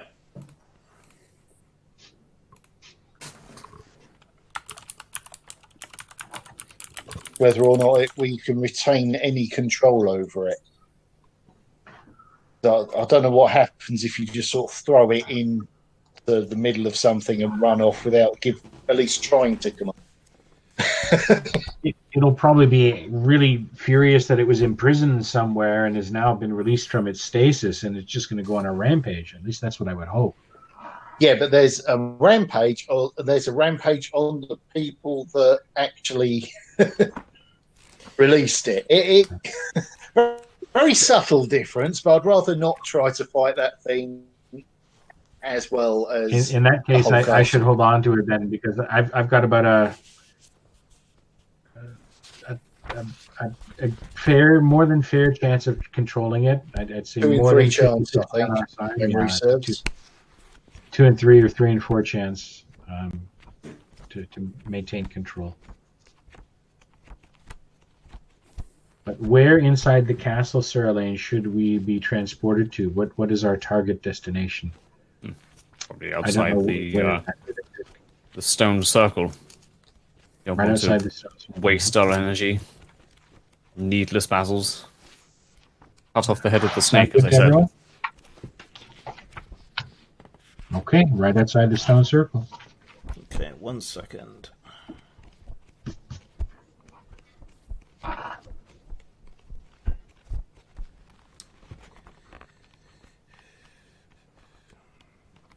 Because one thing we could use the Haydn for is to rip up these stones. Because we can plink away at them for a while, but I'm sure something of that strength could probably knock them over. That's got to disrupt the or whatever it was built for, hasn't it? Yeah, if I release the Hydron and I can control it, right? I can use it to rip apart what we want to destroy. How about we use the Hydran to take down the army from the inside of the keep while we're attacking things from the inside? It won't last for that long.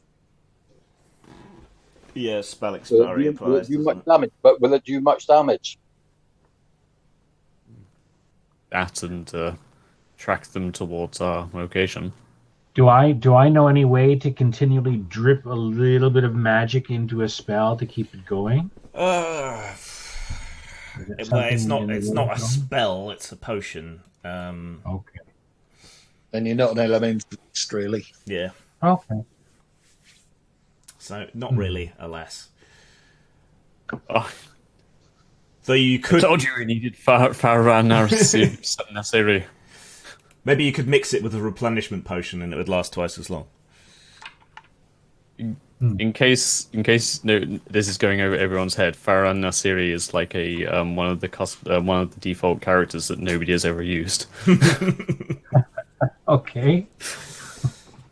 Right. So just outside the stone circle in the grand hall. That's the plan. Yes. Okay. Right. Spend the magic points. Yes, I've marked Yep. down from my fresh. You slam your staff down on the floor, open up a fresh portal. Right, who's going through first? Me. No problem. Next. I guess me Sure, then. Nice. Take it. So it's then Sarah Lane. Okay. And... Right. It closes up on whoever was the last person to go through anyway, so no problem. Okay. Oh, Right. thank goodness. So you all quickly, one after another, spring through the portal and arrive in the Grand Hall. Yeah, there's blazing firelight everywhere. There's massive candelabras hanging from the ceiling, all in gleaming bronze with many fat beeswax candles burning in them. There's great big long tables sort of an older style, sort of the heavy polished oak. Flagstones with a few skins instead of rugs or carpets, a few crude tapestries on the wall, but they have a certain charm to them. And the hall is full of wining and dining and dancing courtiers and nobility in slightly outdated clothing. And the music that's playing is slightly outdated style. The throne, the Earl's throne, is empty. It's a massive sort of hewn lump of ancient yew wood, which is carved in all kinds of ways. And now, in the physical world, you see that there is a second throne, which would normally be the lady's throne beside it, but it's been broken into splinters. But the pile of wood has just sat there and no one's ever cleared it away. All of these nobles who are wining and dining and dancing and listening to the music and seemingly, undimmed by the time at which you've arrived, they just avoid this stone circle area. And the area within the circle is paved with white stone. Traitors! No, are they of the pointy-eared variety? These courtiers and No, they don't seem to be. Can you make a perception? I'll definitely, Can you make a I'll perception roll? definitely get involved with the unseelie court. Hmm. 4 again, yeah. So you look around. None of them seem to be paying the blindest bit of attention to any of you, and there don't seem to be any actual guards or anything in this room, though they can't be too far away. It's only a matter of time until you're discovered. The only more modern-looking thing in here is a grand portrait of a man, a woman, and a child. The man is clearly human, quite sort of handsome, classic Icelandic looks. Dark brown beard and hair, and an iron crown upon his head, more like a circlet, really. The wife, however, looks unearthly. She's very thin, very delicate, very graceful. Her ears are pointed, her eyes are almond-shaped and slightly slanted. Her skin is grey, and she looks slightly sickly in the picture, sort of thin and Like a wan. half Japanese Aubrey Hepburn. Yes, I guess. The child held between them in the photo, not the photo, in the portrait, is a baby who seems to be sort of halfway between the two of them. But there are two babies, actually, looking more closely. The half-breed eclipses the other child, which looks more human. So we're dealing with the anti-type. I knew it. For marriage. Bringing two houses together. Okay, for those that with illusions, it's probably might be an idea to have a good gander at the that picture. But I don't know, Ellie, if one of you looks exactly like him, might be able to. Meanwhile, Cesar or gets something. the illusions Yelling at, out flawlessly, no? yeah, the nobles. How dare you ignore me? Ah, A pair of them dance and swirl past you. They might be under an enchantment. Is this music more pervasive than it maybe should be? It seems louder than it should be. It seems to fill the whole hall and to echo down the corridors into the rest of the keep. Let's not become distracted by what's going on around us. Let's just try and disable these stones, eh? so you're saying that these nobles? So you're saying these nobles might be under enchantment? That they are not traitors, as I first thought? I'll give it a 50-50. And I will stow my blade for now. Still nobles, so you know. Madrock keeps looking at the painting. You know, you fenced a few paintings in your time. This looks like it's been created. Malicious slander. I found them. This looks like it was painted by a very talented artist. The king and the more human, well, the lord and the more human-looking baby. He's managed to really sort of capture the life and essence. They look alive. They look like people. But the half-breed and the queen are painted more like objects. There's no life to them in the painting compared. It's a kind of ineffable thing, but you know, you've seen enough art. So different artists, or one had. No, that the hand is the same. It's just somehow it's painted more like the background almost. They're not real or not really there, or yeah, it's hard to put your finger on. 3D effect. Is it possible someone's life force could be trapped in the painting? It's possible. Remember those paintings at Tenebron's hall that came to life? Yeah, that's what I'm saying. Yeah. What are those like worries that came out of a tapestry as well? Yeah. There's quite a lot of tapestries in here, you suddenly realise. Yeah. Burn the tapestry. Indian fire it is. So, what are you going to do before you get captured or found out? Destroy the tapestries. Blow up the rocks. Okay, so set fire to the tapestries, drag them down, and tear Destroy them up. everything. Should we start fires? Just tear them. Stone circle. priority And number one. sword across the fabric to cut it Yeah. asunder. Okay, well, Elaine starts slashing at the tapestries. What do the rest of you want to do? Stone. Our Valandar steel will pierce the stone. Is that correct? Only That's one way what to we'll find do. out. Well, All right. will I it will do try- it in a good time? Kick over a table. Okay, the table tips over, but the food on it just sort of vanishes like vapor. Illusion. And when the table I'm hits, getting when the table hits the ground, the wood looks much older and more rotten and dusty than it looked when you first kicked it.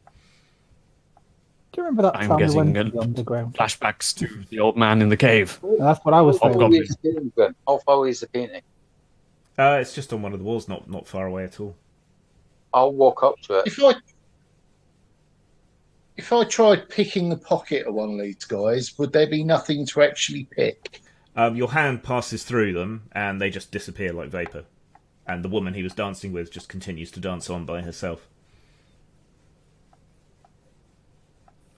Who was taking their Valandar steel to the stones? I was going to do it, but now I'm more interested in this painting. Well, you have to still do it. So Carradin's going to try and cut one of the stones. Yes. Okay, you march up to the stone, and as you get closer, you see it's intricately carved with a line spiralling all the way down it, and seemingly at random, little lines and dots are coming off that main line all the way around and around and around. So you march up to it, draw your Valandar steel, and strike it against the stone.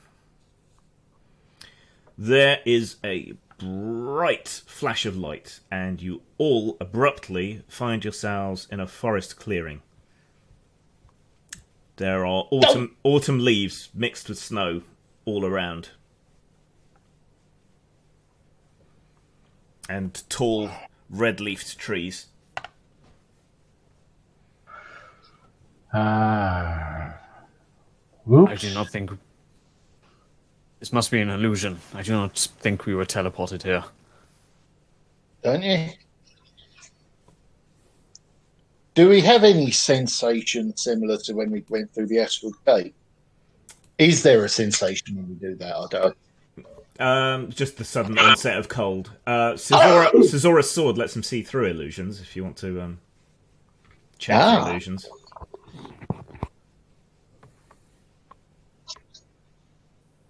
Yes? No? Bananas? Are you still here? Yeah, I'm still here. All right. Do you want to draw that illusion penetrating sword? Yep. Okay, you haul the sword out. There's no illusions here. This is real, if odd. Are we in or near a circle similar to the one we came from? It's a circle of trees, and within the circle of trees is a circle of mushrooms pushing up out of the snow. But yes, Very ring. Any footprints? there are some fresh footprints in the crisp snow, leading away to. Well, it's hard to know what direction is what, but that away. Is there a sun here? There's a moon, a very full, very big moon. Was that the same? Hang on, no, it was dawn when we left. Yeah. Oh, Perhaps we should follow the footprints. now of course my character's never seen a redwood, but I immediately thought redwood when you described the trees. Okay. So Elaine heads off following the footprints. Presumably the rest of you are going to follow. You don't need a tracking skill to follow these footprints. So leave the circle of trees, and this path of sort of loosely gathered stones wends its way across heath and down, and the occasional other stand of these trees. The ground is very hilly. You find yourself going through gullies and then coming up in other parts, other places. A couple of times, small flying things buzz past you too quick for you to really see what they were. But you swear you heard one of them giggle. After a short time following these footprints, you start to hear voices up ahead. Sort of cheery banter and the clanking of goblets.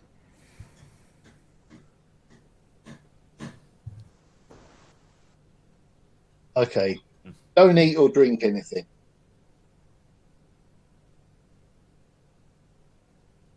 I will continue advancing. I want to know what is the meaning of this. Okay. You come over the crest of the next hillock, and out in front of you is a great flat stone table surrounded by tree stumps, upon which sat a whole bunch of noble courtiers, looking similar to the ones in terms of dress and so on that you saw in Illusion within the castle. They are drinking and feasting. There's venison and wild boar, and from the smell, it's cider that they're drinking. Autumn fruits, fresh bread, which is making your stomachs grumble.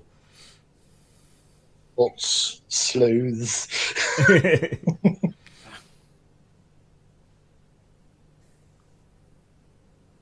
What is the meaning of this? Montombra rallies his forces against us, and you sit here and drink. Montombra? The man at the head of the table stands up. I'm Montombra. Come, sit, eat with us, drink with us. What's this you talk of forces? You are Montombra, and you are my enemy. I'm no man's enemy. Oh, you sly bastard. Sorry. What was that allowed? But that was directed at you. Yes, nice.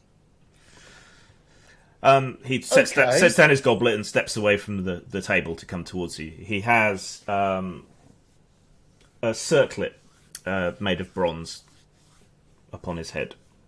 Does he look like the guy from the picture? He looks quite a lot like the guy from the painting, but not completely like him. You guys have heard of changelings, haven't you? Changeling. You mean I think this poor soul was twitched. Oh, this could be son. You ever thought that? This could be the human son, and the other son we've been trying to track down is the one that looks like his mother. Exactly. He steps around the table and walks up towards you. He doesn't appear to be armed. He just has an eating knife at his belt, or at least the scabbard of one. The knife itself is on the table next to his plate. Good Sir Knight. I expect... You're dressed passing strange. What brings you to my court? Don't play dumb. Rally your forces against us. They stand outside your castle gates. Sir, I'd rally no forces against anyone. My lord, may I ask how long you've been here? This is a feast to celebrate my ascension to the earldom. I've been here, perhaps an hour. Come, try the pork. It's stuffed with sloes. It's surprisingly good. Slightly sharp, but nice. Question. How long ago would he have been celebrating this moment? Montombra, if you remember your histories correctly, Montombra would have ascended to the throne of the earldom maybe 20 years ago. Okay, so he's clearly ensorcelled. Where do you think you are? Why, I'm in the Grand Hall of Castle Montombra. Cicero, could you possibly let him hold your sword for a minute? Which one? I've got several. The illusion one? Yeah, sure. Don't see why This not. isn't an illusion. Okay, pass it to him. What's this? He looks at the sword. What? A gift? Is he an illusion, Grim? He's not an illusion. What about people around him? Carradine. The people around him are genuine as well. Yes, sir. Carradine, Do you not know a spell to dispel magic? I was thinking that, and I'm wondering. I mean, it seems we are in a real place. But he is clearly enchanted. Yes, but if No, we he's real. He's real. yeah, but if we got him to hold the sword that sees Yeah. through illusions, maybe he would This realize isn't he's not an illusion. I know, but it is to him. He's He thinks seeing. he's seen an illusion. So if we get him to hold the sword, that maybe break the illusion for him. This isn't an illusion. This is a real place. He is enchanted. In here with us. Yeah, but he's seeing an illusion. He thinks It's he's not in his an own illusion. body. It's at least worth a minute. I've never just slept to a night hold before, blade. but I Look at, he must be looking at us like we're crazy. He is. I'll look give him- over at I'll them if they say that. I'll offer him the pommel of the sword, which I've just unsheathed, and I'll say, "Look around you and tell me what you see." Okay, he doesn't take the sword yet, and he looks around. It says, the hearth fire is there, the walls surround us on all four sides. My friends and companions sing and dance and play. We Does he accept mourn my father. We remember my mother, and we celebrate my ascendancy to the earldom. Join Where's us. your other brother? Where's your baby brother? Good sir, I implore Where's your you. younger sibling? Oh, my half brother. He was here a moment ago. I think he went out to the stables. He points on past the table. Good sir, I beg your indulgence. Would you take a hold of the blade, the hilt, and once again, while holding that blade, cast your eyes about the room and tell us what you see, if there's any difference. Ha! A fine game. Very well. He moves back to the table a moment, drains one of the other courtiers' cups, wipes his beard, comes back and grasps the sword, and then just looks around himself, startled. God's wounds! Where have you transported me to? This is where you are, sir. I wouldn't suggest eating or drinking anything else for the minute. You're in a fey world, the other world. Well, send me back.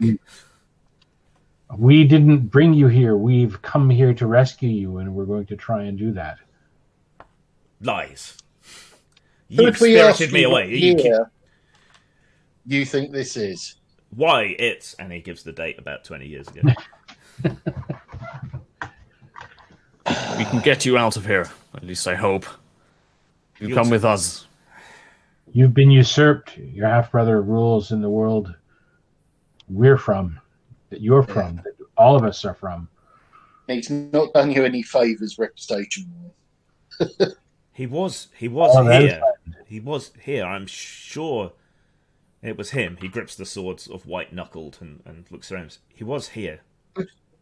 We were following footprints, weren't we? Yeah. Yes. Where did they go? They carried on. Yeah. They carried on, and some carry on past the table.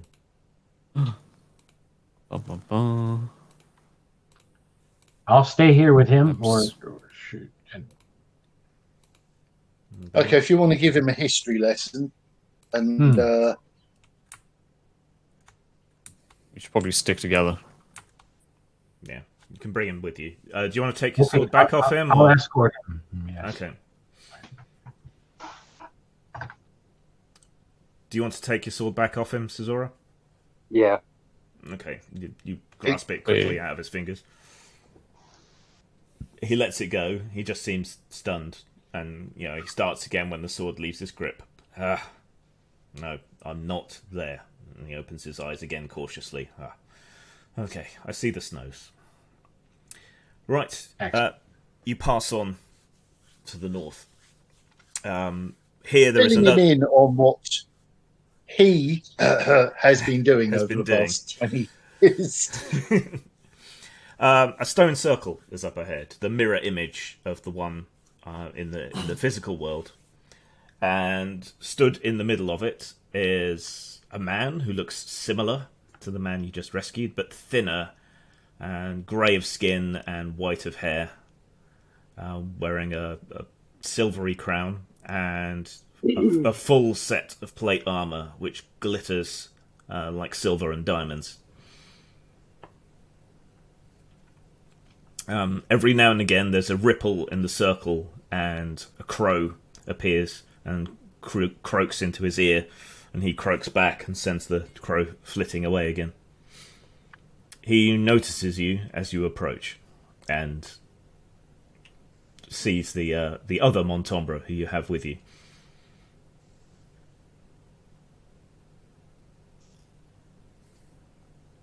He unsheathes his sword and steps down out of the circle.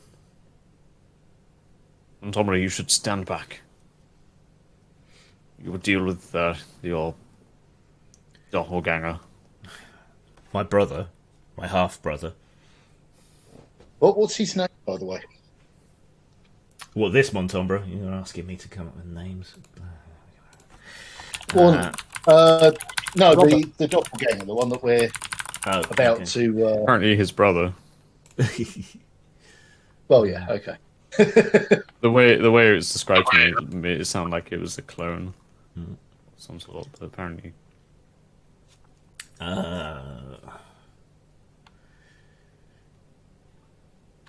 Bertrand.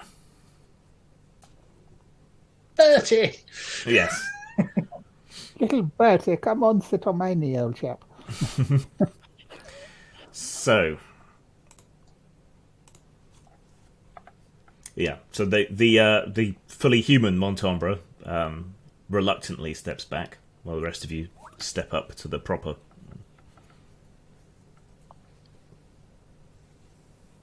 I'll unsheath the twins. Sorry, what?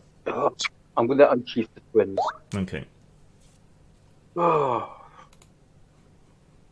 I'm going to hide behind the knight and quaff a potion. Okay. I have a cunning. Or a silly one. Is it a potion of cunning plans? Was it? No, it's one of those flesh shapings that you let me have. Yeah. From that underground thing where we left the door open after we ran off. Oh, how tiresome, says the half-elven Montombre. I see that conflict is inevitable between us, but I would at least ask you to explain yourself. To explain myself? What is there to explain? Why you are here, and what you have done to your brother. My father married a member of the Unseelie Court. He gestures grandly with his sparkly gauntlet. And I was born.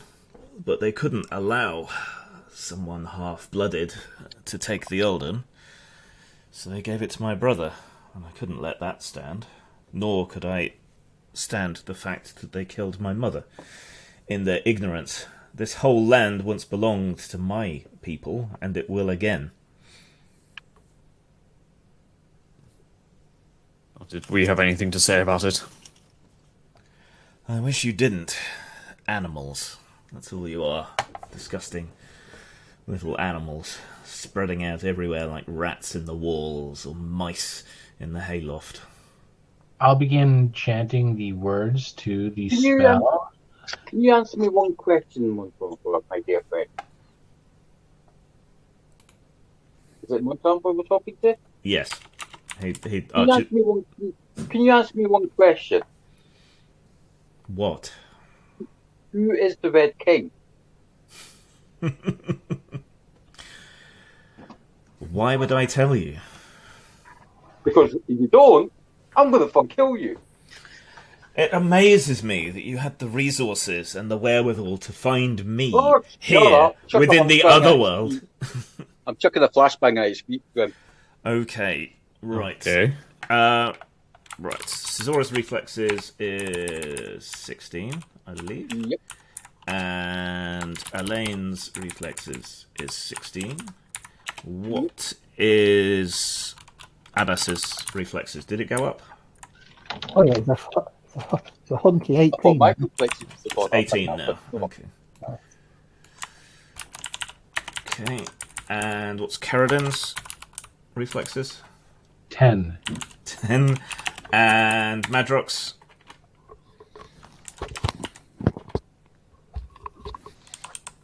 Madrox reflexes? You're muted. Sorry, I didn't realise I was off. 11. Okay.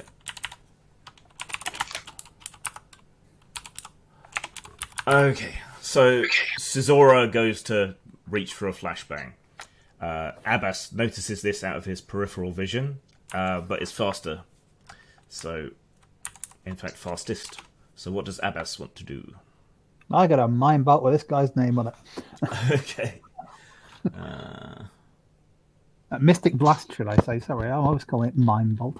Yeah. Just call it Mango. More fun. Yeah. Okay. Mind bolts. Mind built. Light. Right, so Level roll 5. for exhaustion. Yeah, it's just like level 5, so that needs under 16.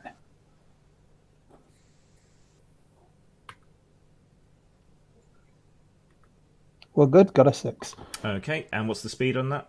Speed is 16 against target's evasion. Okay, so 10 or under to hit him with it. Exactly a 10. Okay, and roll damage. So 3d6 plus 1.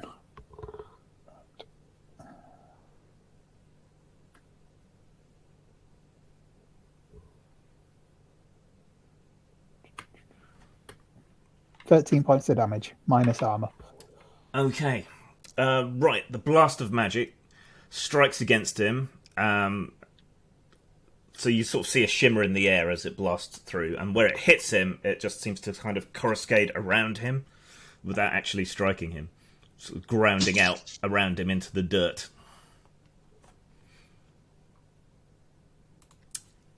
I think that's all you can do, unless you want to move.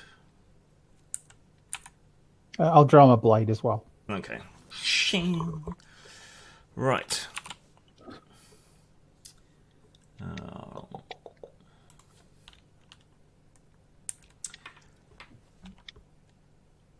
I'll shout out a warning that it appears to have some sort of magical force Protection field or of some possibly kind. armor around him. Yeah.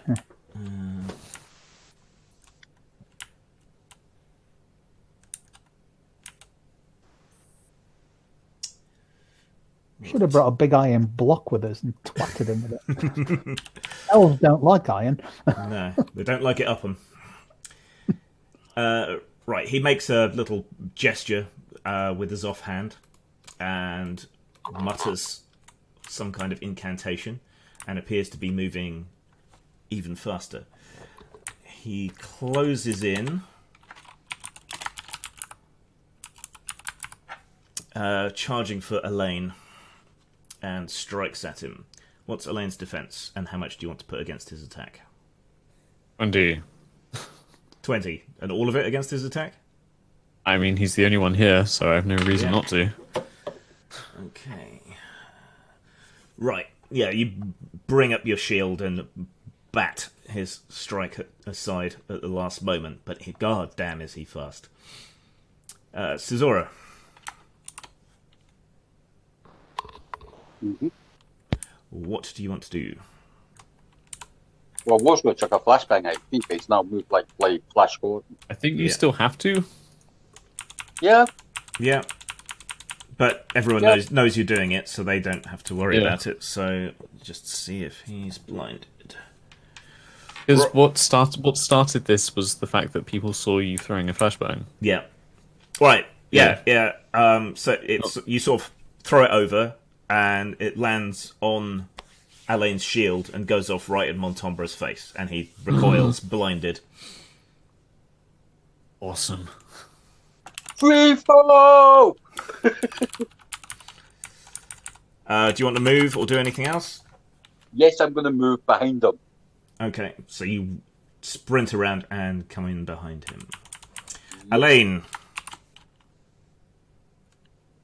With him blinded, I'll reel my sword arm around and try to bring it down diagonally across his chest. Okay, take 14 away from your attack, Nandrop. Shit. Yeah, the thing with me and being bad at math. 1 second. 14 equals. I actually hit. I got a 7. Nice. And I needed an 8. Right, roll armor penetration. It's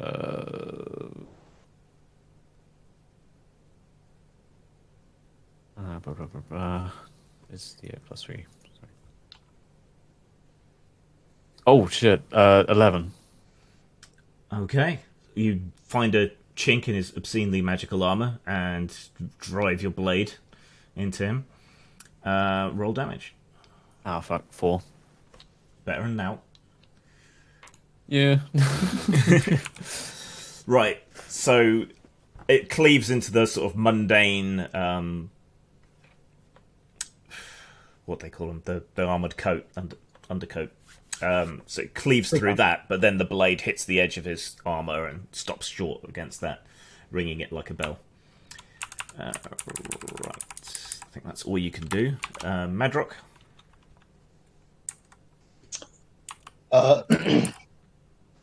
Keeping my face away so he doesn't see the change going. Yeah. And I'm going to maneuver. Going to try and go round. So the other side from Zora, but around behind him? Yeah. Yep. Okay, yep. You can move in around that side. You can still you can don't attack. know if that take. You can still attack as well. Ooh. Yeah. Okay. Has the potion done what it's supposed to do now? What potion was it? Sorry. The flesh sculpting one. I don't know how long it takes. Oh yes, yeah. Nice.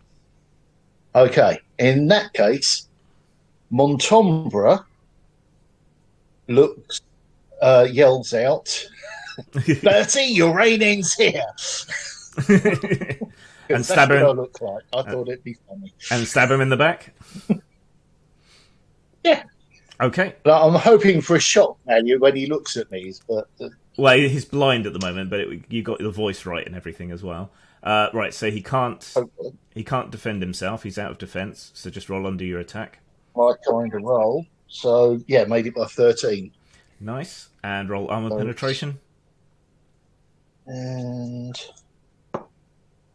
9 +3 sword damage. Yep, that's Does through that his armor. go? That does go through his armor. Goes through, yeah. Yeah, and damage 7.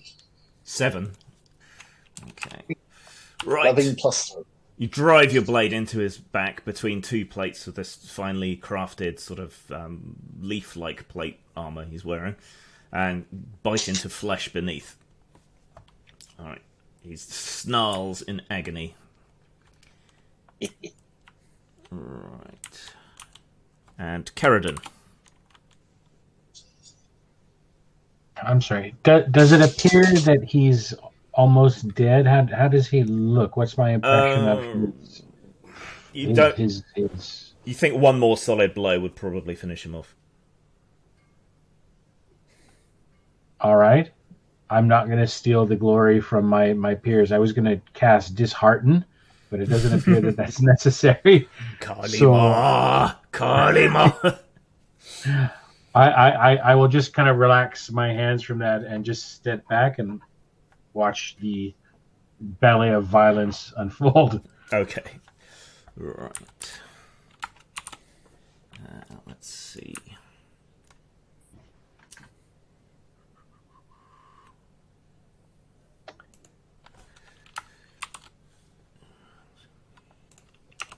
And maybe shift my mind over to getting a dispel ready.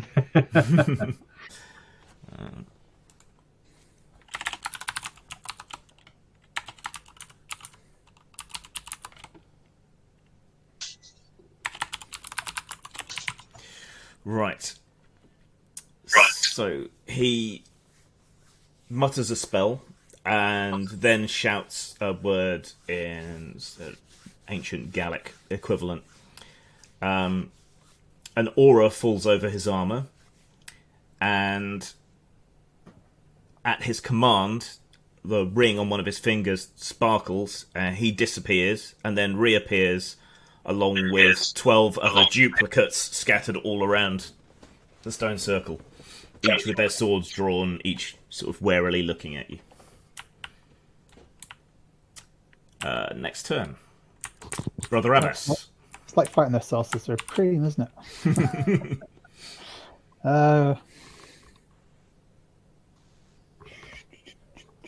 Hold on a minute. See if we can do something about that.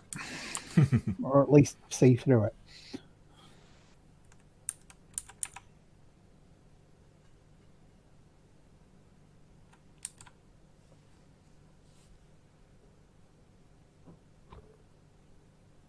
Bear with me. Okay. I think we may end up having to do one more session after this one.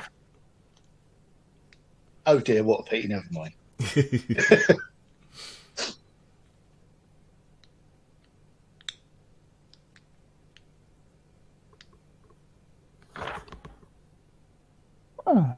No, I don't really have anything that can see through an illusion. Oh well. Worth a try. If someone had a sword of some sort, see-through illusions. Would see enchantment do it? Not really, no. Because he's wearing magical gear and they'd all be enchantments, so yeah. I'll don't really want to waste any magical mystic blasts on anybody. I'll go up to I'll close on the one that's nearest to me and try and strike it with my sword. Okay. Make an attack. Just roll under your attack. Okay.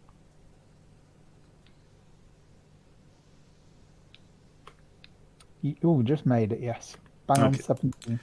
As you strike it, it sort of shatters into 11 copies and superimposes those copies over the other 11. But that one disappeared.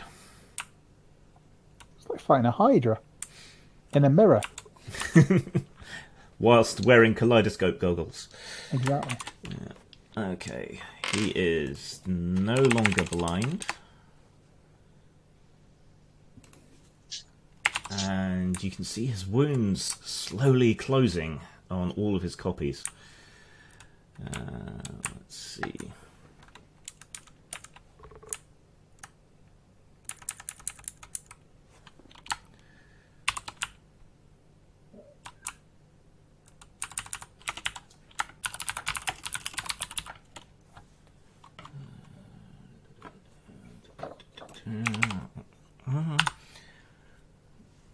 Spell expiry rolls. That's the trouble with magical baddies.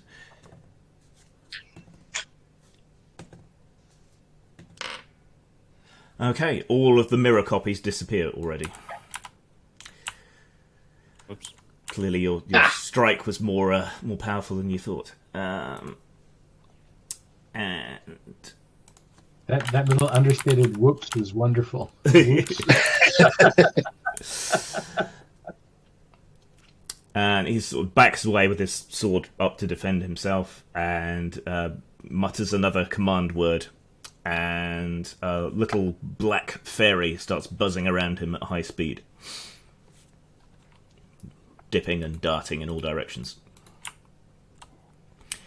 Right, Caesura, you're still behind him. He didn't see you go around, so... I'm going to kebab the bastard twice. Okay, he can't really defend against you. He's more worried about Elaine, because that makes sense. So just roll equal to or under your attack. ×2. Yeah. That leaves you nothing for defense, remember? Exactly, yeah. Yeah. Suicide is painless. First attack, 2. Second one, 4. Okay, and roll armor penetration twice. Penetration twice. First one, 4. Second one, 3. 4 and 3 for armor penetration. Yep. It's a +3 sword. You should minimum you should be able to get would be 4. Did Yeah, I you- got 4 in the first one. So 6 And I and got 7. 6 and 7, yeah. Yeah, My okay. bad. Right, both blows ricochet off his armor without piercing. So both blades just get sort of turned aside, slipping off the silvery plate. God, this armor's going to tickle. So, Aline, I think we need a can opener. Charge! right? So Run you, towards him. yeah, you hurtle in towards him. He readies his sword to defend himself. I hit on the same time. Okay, he throws all Oh, 19 wait. defense against you. That makes sense. And I miss. Okay, so you come charging in, swing your sword. He knocks it heavily to one side, out of the way, and takes a step across in that direction. Madrock, still behind him and in the guise of his brother. Yes. I'll continue that then. Okay, he's got no defense left, so just roll equal to under your 4 attack. again, so that's a hit. Armor penetration. And bounces. 4. Yeah, clang off one of the pauldrons. Kerridan. I will cast Dishearten. Kalima! Oh! One shot. It's a magical attack of 25 against his magical defense. His magical defense is 19. So that's 6 or 6 less, or I under. guess. Yeah. If you want to risk putting the points in, you can increase the chance. Yes, true. You can spend extra magical points to increase the magical attack 1 for 1. Oh, really? Well, yes, and you can improve your magic defense as well. Same way. Okay, so if I put in an extra 10 points, Yeah, that would be But you want to 16 leave or under. enough due for the evac out. will be 16 or under. Probably got a replenishment yeah. potion still. If I put in 13 points, it'll be 19 or under. Nice.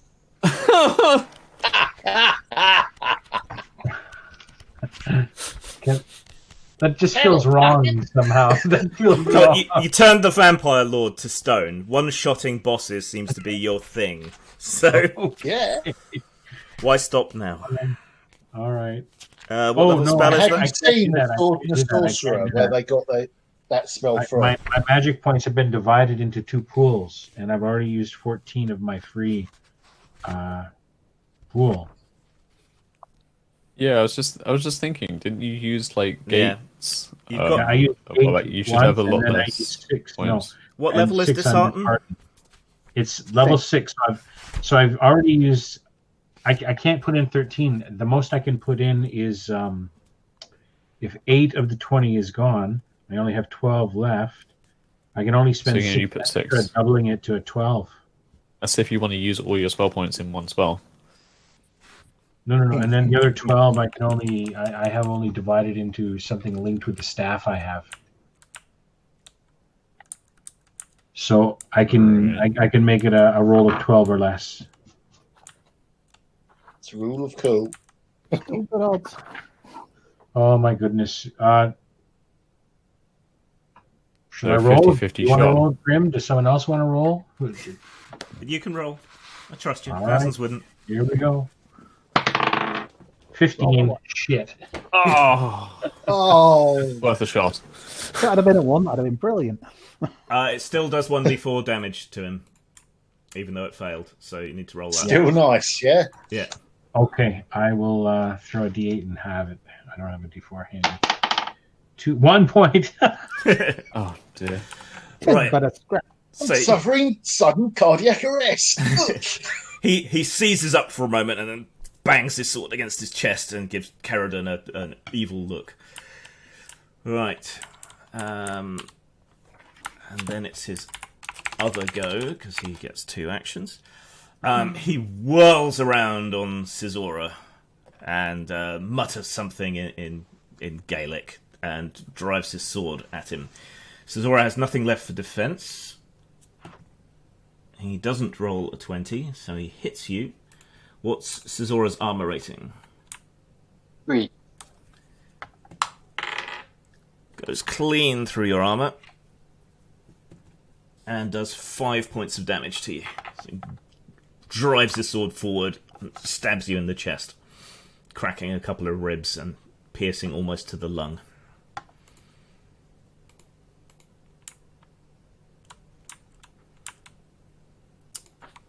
New turn. Abbas. Must be somewhere to kill this git. Let's have a look. Something stronger than a Mystic Blast. Nope. Steel Claw would do. Is he wearing a helmet, Grim? It's a sort of crown with chain hanging down either side. So not a helmet exactly. So it's like a coif then he's wearing. Hmm? It's like a singlet stroke coif. Yeah. What kings used to wear in battle, I believe. Yeah. I'll just lob him. I'll just try and hit him with my sword. Okay, so you close in and slash at him. He doesn't bother defending against you. Pfft, man of God. So just roll equal to or under your attack. And I miss. Yeah, so he was right to scoff at you. I rolled a friggin' 18. As he wheels around with Elaine, you swing where he just was and fail to hit him. Alright. He stabs Caesora a second time with his sword. Oh, no, his brother engaged him, damn it. Does Caesora want to defend? Oh, yeah. What's your defense? 12, 13. 13. He just narrowly hits you, carving across your belly with the sword. What's your armor value? 3, wasn't it? Wait, 15, sorry, not 13. 15, my bad. Okay, in which case he misses. Just barely. So it's almost hits your belly. And it's your go. Is he using a one-handed or a two-handed sword? It's a one-handed sword. Right. I can do this one or two things, but I'm going to say fuck it. I'm going to sort of like go and basically grab his arms and bloody headbutt one. So an unarmed attack. His nose. Yeah. Okay. So I'm going to grapple him. And then if I manage to grapple him, I'm going to headbutt one. Okay. So he's not bothering to defend against you, so just roll equal to or under your attack. 1. Okay. Nose crunching time. So roll your unarmed damage twice. That would be 5, and second one, 3, that's 8 damage altogether for headbutt. Okay. Right, so you grab hold of his arms and headbutt him in the face. There's a crunch. I'm not letting go of his arms, so he can't use the sword. Yeah, so there's a crunch as his nose breaks, and he recoils back, but you've still got hold of his arms. Mm-hmm. Okay. Aline. I'll charge at him again, and this time grasping the pommel of my blade with my offhand to jab it through his midsection like a spear. Okay, he's grappled, so he can't defend himself. So just roll equal to or under your attack. I hit. Roll armor penetration. 9. What do you mean, no? Roll your armor penetration. I never get sold. I know, never gets old. Actually, that slips off his armor at the moment because it's enhanced by a spell. So it would have struck him through, but it just glances to one side. Well, Madrock. Well, I will full advantage because it's the only time I ever hit anything. Okay. Rolled a 10. Armor penetration? Yes, 10. Okay. Yeah, that just Rolled a barely 7. slips through his armor. How much damage? Not bad. 6. 6. Okay. So you come up behind him. Your blade, the Valandar blade, hums as it cuts through the magic. and then slides in through his flesh and pierces his torso, probably cutting through several internal organs, and then you twist the blade and rip it out, leaving a great ragged wound in his side. Blood pours out of it. But he's still standing. That should have killed any man.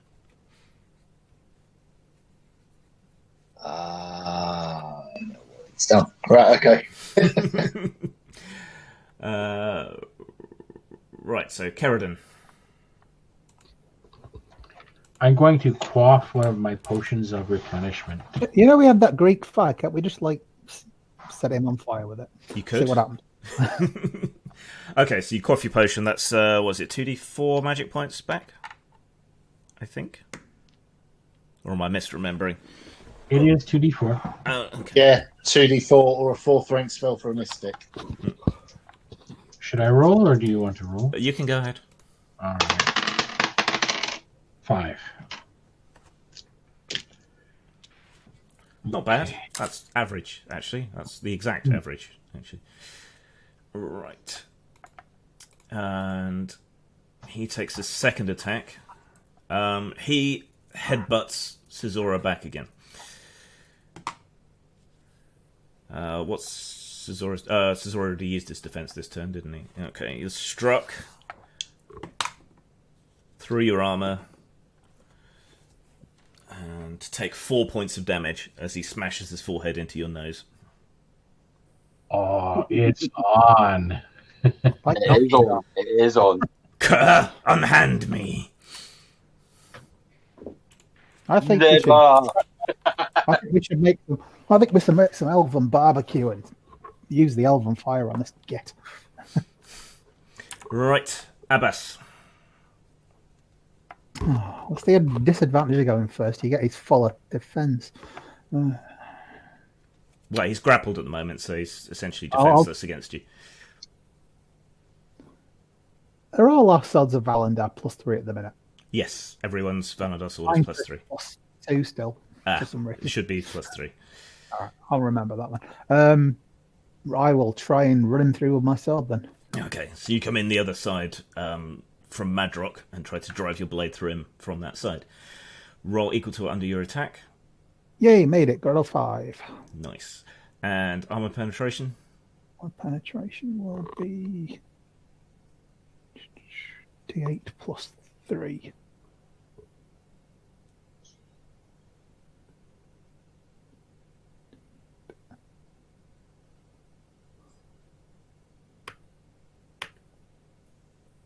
$10. 10. Yeah. Okay, so that's through his armor. Roll damage. Damage will be 6. 6. Okay, you drive your blade through him the other side, all the way to the hilt. It emerges out of the other side of his armor, and you felt your blade glance off Madrock's blade in his guts. Oh. Yeah, you must have torn him up inside, but he's still standing, still struggling, still trading headbutts with Caesura. As they say in that Marvel film, should have gone for the head. Right. He will attempt to headbutt Caesura again, but Caesura has his defense this time. What was your defense? 15. 15. Alright, he hits you. Penetrates your armor, but only does 1 point of damage this time. So he's weakening as his blood and guts spill down his body and pool under him. And it's your go. I'm gonna bite his fucking nose off. I'm gonna give him a hickey from hell. Okay, let me just do spell expiry for his effects. 1, 2, No problem. 3, 4. Okay, right. And yeah, they'll make you an unarmed attack. It is a 4. 4. Okay, so that's a hit. And What's the rules for biting? well, armor penetration, I guess, doesn't count particularly. It's just roll your unarmed damage. 5. Okay. Right. You swing in and twist your head to one side, grab the end of his nose in your teeth, and rip it clean off his face. I'll spit it out. Oh. Okay, he shrieks in agony. Right. Sir Elaine. Now with him pinned in place, I'll try to lop his head off his shoulders. Okay. Make your attack roll. I hit. Make your armor penetration roll.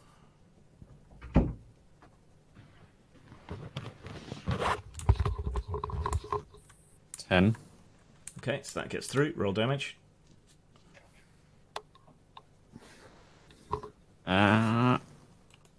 4. I like today. Okay, your blade goes sort of chud into his neck, cuts it about halfway through, cracking one of the vertebrae. His head starts to loll limply, but he's still cursing and swearing and shrieking in pain from his nose being bitten off. Can I tighten my grip on him, Grim? Yeah. I'll ease a bit more pressure and tighten him up. Okay. Madrock, you've got your blade through him, and he's still standing.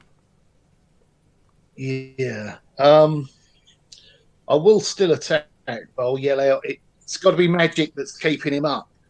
And I'll let the people that could deal with that. Is that fairy thing still flitting around, or has that disappeared? The fairy thing's still there. It's just been rolling pathetically.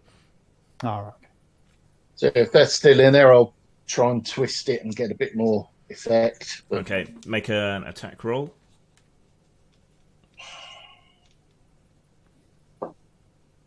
Six.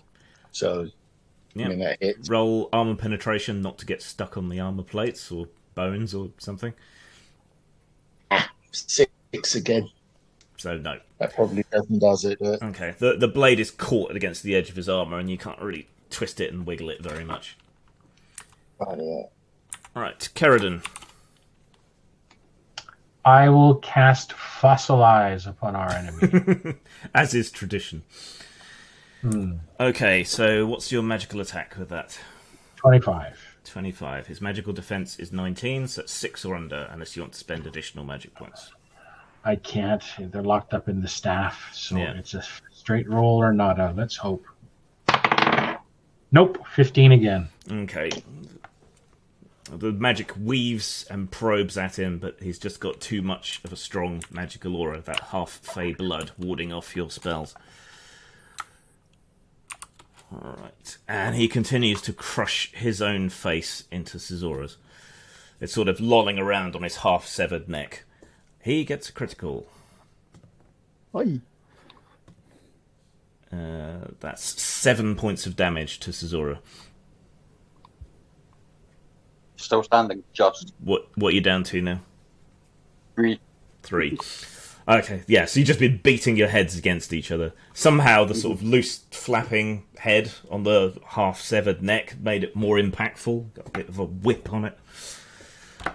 Alright. Next turn. Abbas. I'm going to try and cast paralysis on him. Okay. What's your magical attack? It feels so ludicrously wrong for us all to gang up on this thing. It's still fighting back. Yeah, sorry, what's your magical attack? So I was just making sure I didn't. I was just doing my spell expiry roll. We're fine. My magic attack is 23. Yowza. Okay, so roll your exhaustion, then you'll need a 4. I did, yeah. I rolled me. Yeah, then you'll need a 4 or under to paralyze him. On a Same thing applies, though, if you wanted to try punching it through. Yeah. You cast it at a higher rank, obviously With greater more risk of risk exhaustion. Yeah.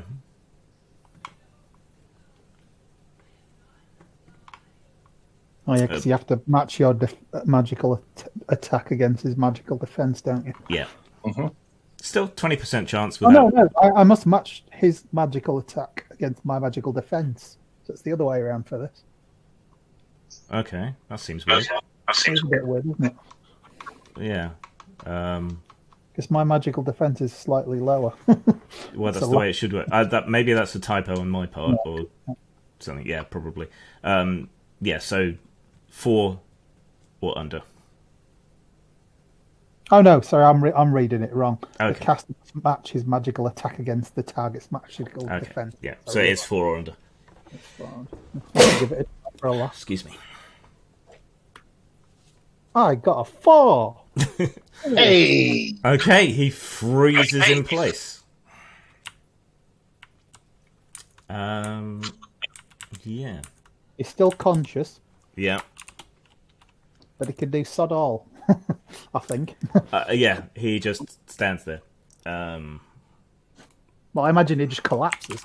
But no, he's still stood there, and his Oh. wounds continue to very slowly close, though it's almost imperceptible given the amount of damage he's taken.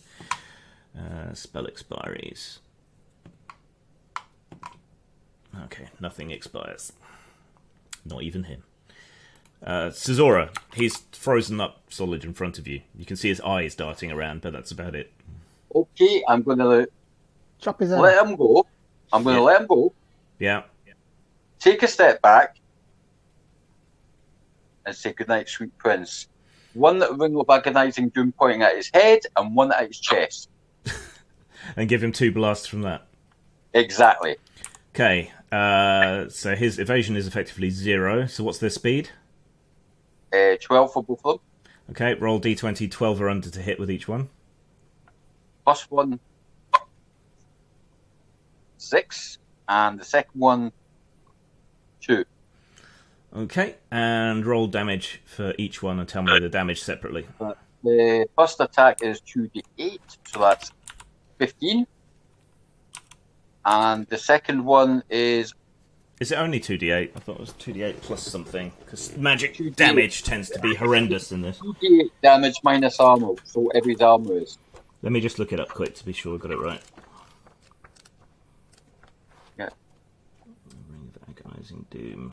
Lands of Legend, Lore of Legend, setting. Treasure. Items weird and wonderful. Here we go. Ring of Agonizing Doom. Yeah, 2d8. Okay, the magic just strikes his armor and fails to penetrate its enchantments. And it just sort of crackles around him and grounds itself into the stones. So sadly, no effect. I didn't even go for this unless I hear about it. I was aiming for his head. Yeah. What's up? Here's the thing. Oh man, I hate that I'm saying this, but isn't Ring of Agonizing Doom like electricity? And it targets the nearest 2 to 8 beings in the direction of the ring wearer, and we all have our swords inside of him. I think that There would is be a that. son of a bitchy thing to do. So Don't Yeah, let it's my up to you. players hear you say Yeah. that. in the I direction rigorously enforce that. in the direction you're pointing, and you're all kind of around him. I think the only person who would be potentially in line of attack would actually be you, Jack. So Or me, because I think my sword was still stuck in his back. you're in one side, and I think it's Abbas is in the other side of him. Cesora was It behind. literally says which forks out towards the nearest 2 to 8 beings in the direction of the ring wearer it Yeah, is pointing. So that would be you. That would be all of us. Well, it doesn't penetrate your armor, so you're all right. So yeah, it cascades around him, crackles, hits Sir Elaine, grounds out through his armor without hurting him, and it's Elaine's go. I'm going to grab hold of the blade of the sword and try to pull it back through his neck. Okay. Putting my knee up against his back to get leverage. Like, Yeah. So I wish we had a big guy with an axe. straightforward attack roll. yep, 4. Armor penetration roll.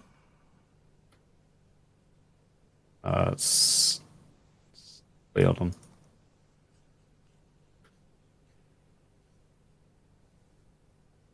So, 10. Okay, and Yeah. damage.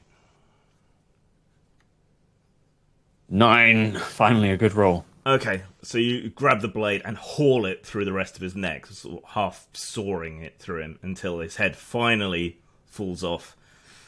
and the body finally collapses as the paralysis loses its effect as his life flees his body. And elves cannot be resurrected, for they have no souls. It's dark. With that spell, anyway. I spit on the corpse. Good riddance, foul creature. Right, must remember next time cast paralysis at the beginning. Sod the mind bolt. The other Montombre comes over and crouches down next to the body. The other Montombre. Yes, the other Montombre. I don't Why know did what... I get? Why did I get stuck on 7+3? It's like, wait. I don't know why he did what he did, truly. I don't know why he turned on us. We always showed him nothing but kindness, at least within the household. He was my brother. From what he said, he seemed to take umbrage with the fact that you were given the lands and title of Lord of your father's lands after he passed away, when he was the firstborn child, and what happened to his mother as well drove him to vengeance on all humanity, not just yourself. Outside these walls, he's raised an army. Yes. Do you think they will follow me as the true Earl? There's an army As of long the as you damned. play it being Well, you. the human ones, I suspect, but the Black Riders, I'm not sure. Well, Do you have any magic? do I have any magic? Yeah. A blade that was gifted to me when on my ascension, but I don't have it here. Well, possibly if you get dressed up in the clobber your brother was wearing, that would Yeah, you can strip him. make you look. Oh, and I don't know if it takes another potion to shift me back to me. Yeah, But it does. I'll get that. Yeah. Okay, so you can strip the other Montombre of his armor and put the other Montombre into the armor and lift the sword that his brother had. Find Then our way back to the circle of mushrooms. well, you're at the another stone circle, and there seem to be crows or ravens passing to and fro through this area. And what of your companions that were feasting? Are they worth anything, or do we leave them here out of harm's way for the moment? We'll leave them here, out of harm's way for now, and send for them later. It's a traumatic experience to wake from this dream. Yeah. So you'd step into the stone circle, and all stand there awkwardly for a moment, and then he says, "How do we get back?" Tap one of the stones with Valendel's sword. Okay. Hit it lock. Bang the sword against it. There's another flash, and you appear back in the Great Hall. It could be nasty and have it a different destination for each stone. Just put your heels together and say there's no place like home. I must try and order my soldiers. Will you accompany me? Of course. Yeah. So he marches out of the hall, down towards the gate. There's a few black riders, the sort of pig men in the black armour that look on confused and glance at each other. Yeah, but before we go out, can we give him a brief update of what to expect, what we've seen, that sort of... Yeah, that's a cliff notes of what's happened, what's going on. He just sort of marches past them before they can properly react, with you guys following on. Orders the gate thrown open, and it is, and then he marches out and orders a muster. A bunch of horns are sounded, mostly from the human trumpeters and buglers. The more unnatural ones are looking more and more uneasy. A few knights and some Mecanians who are sort of half Viking type people. There's 2 settlements of them that follow or did follow the other Montombre.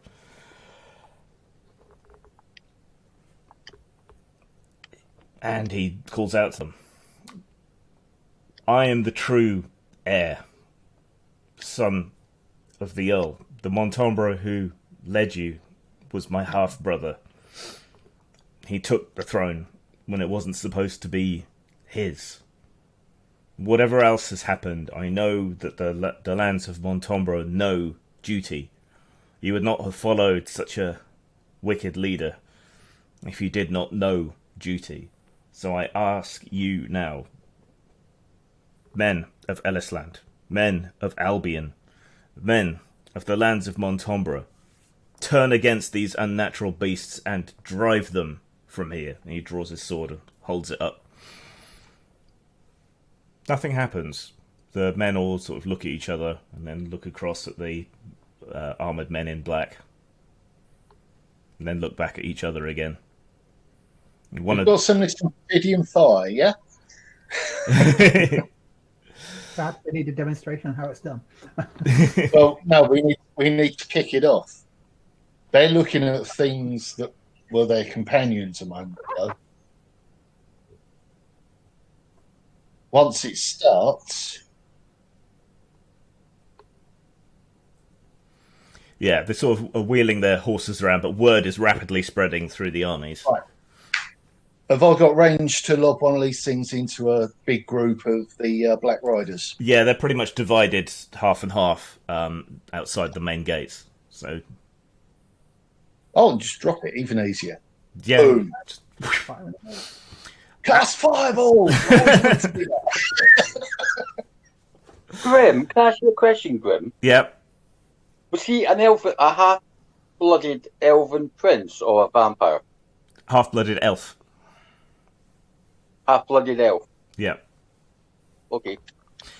Right, you hurl the bottle of amphibian fire.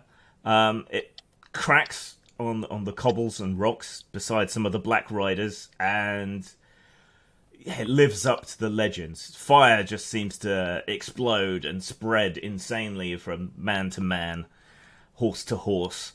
You hear the shrieking and whinnying of dying animals and the grunts and squeals of the pigmen roasting in their armour.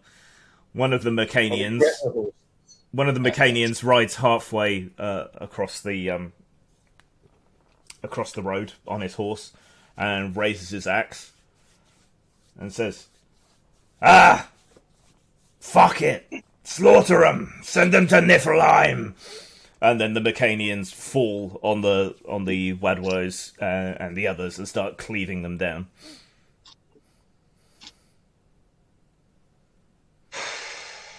Draw Ganelon's sword and charge into the fray alongside them. Right, looks like we're going to have one more episode, so screen wipe, end of the battle. The young changeling struck. Lord Montombro sort of wades them through the bodies. Loads of the unnatural soldiers have been slaughtered as they were just kind of set on by surprise. Mecanians are hacking off heads of the pigmen to take as trophies and sort of laughing and squabbling over the spoils. But you won, and you drove the rest off. I just want to see Eldred's face when we explain that. Montombro actually seems like...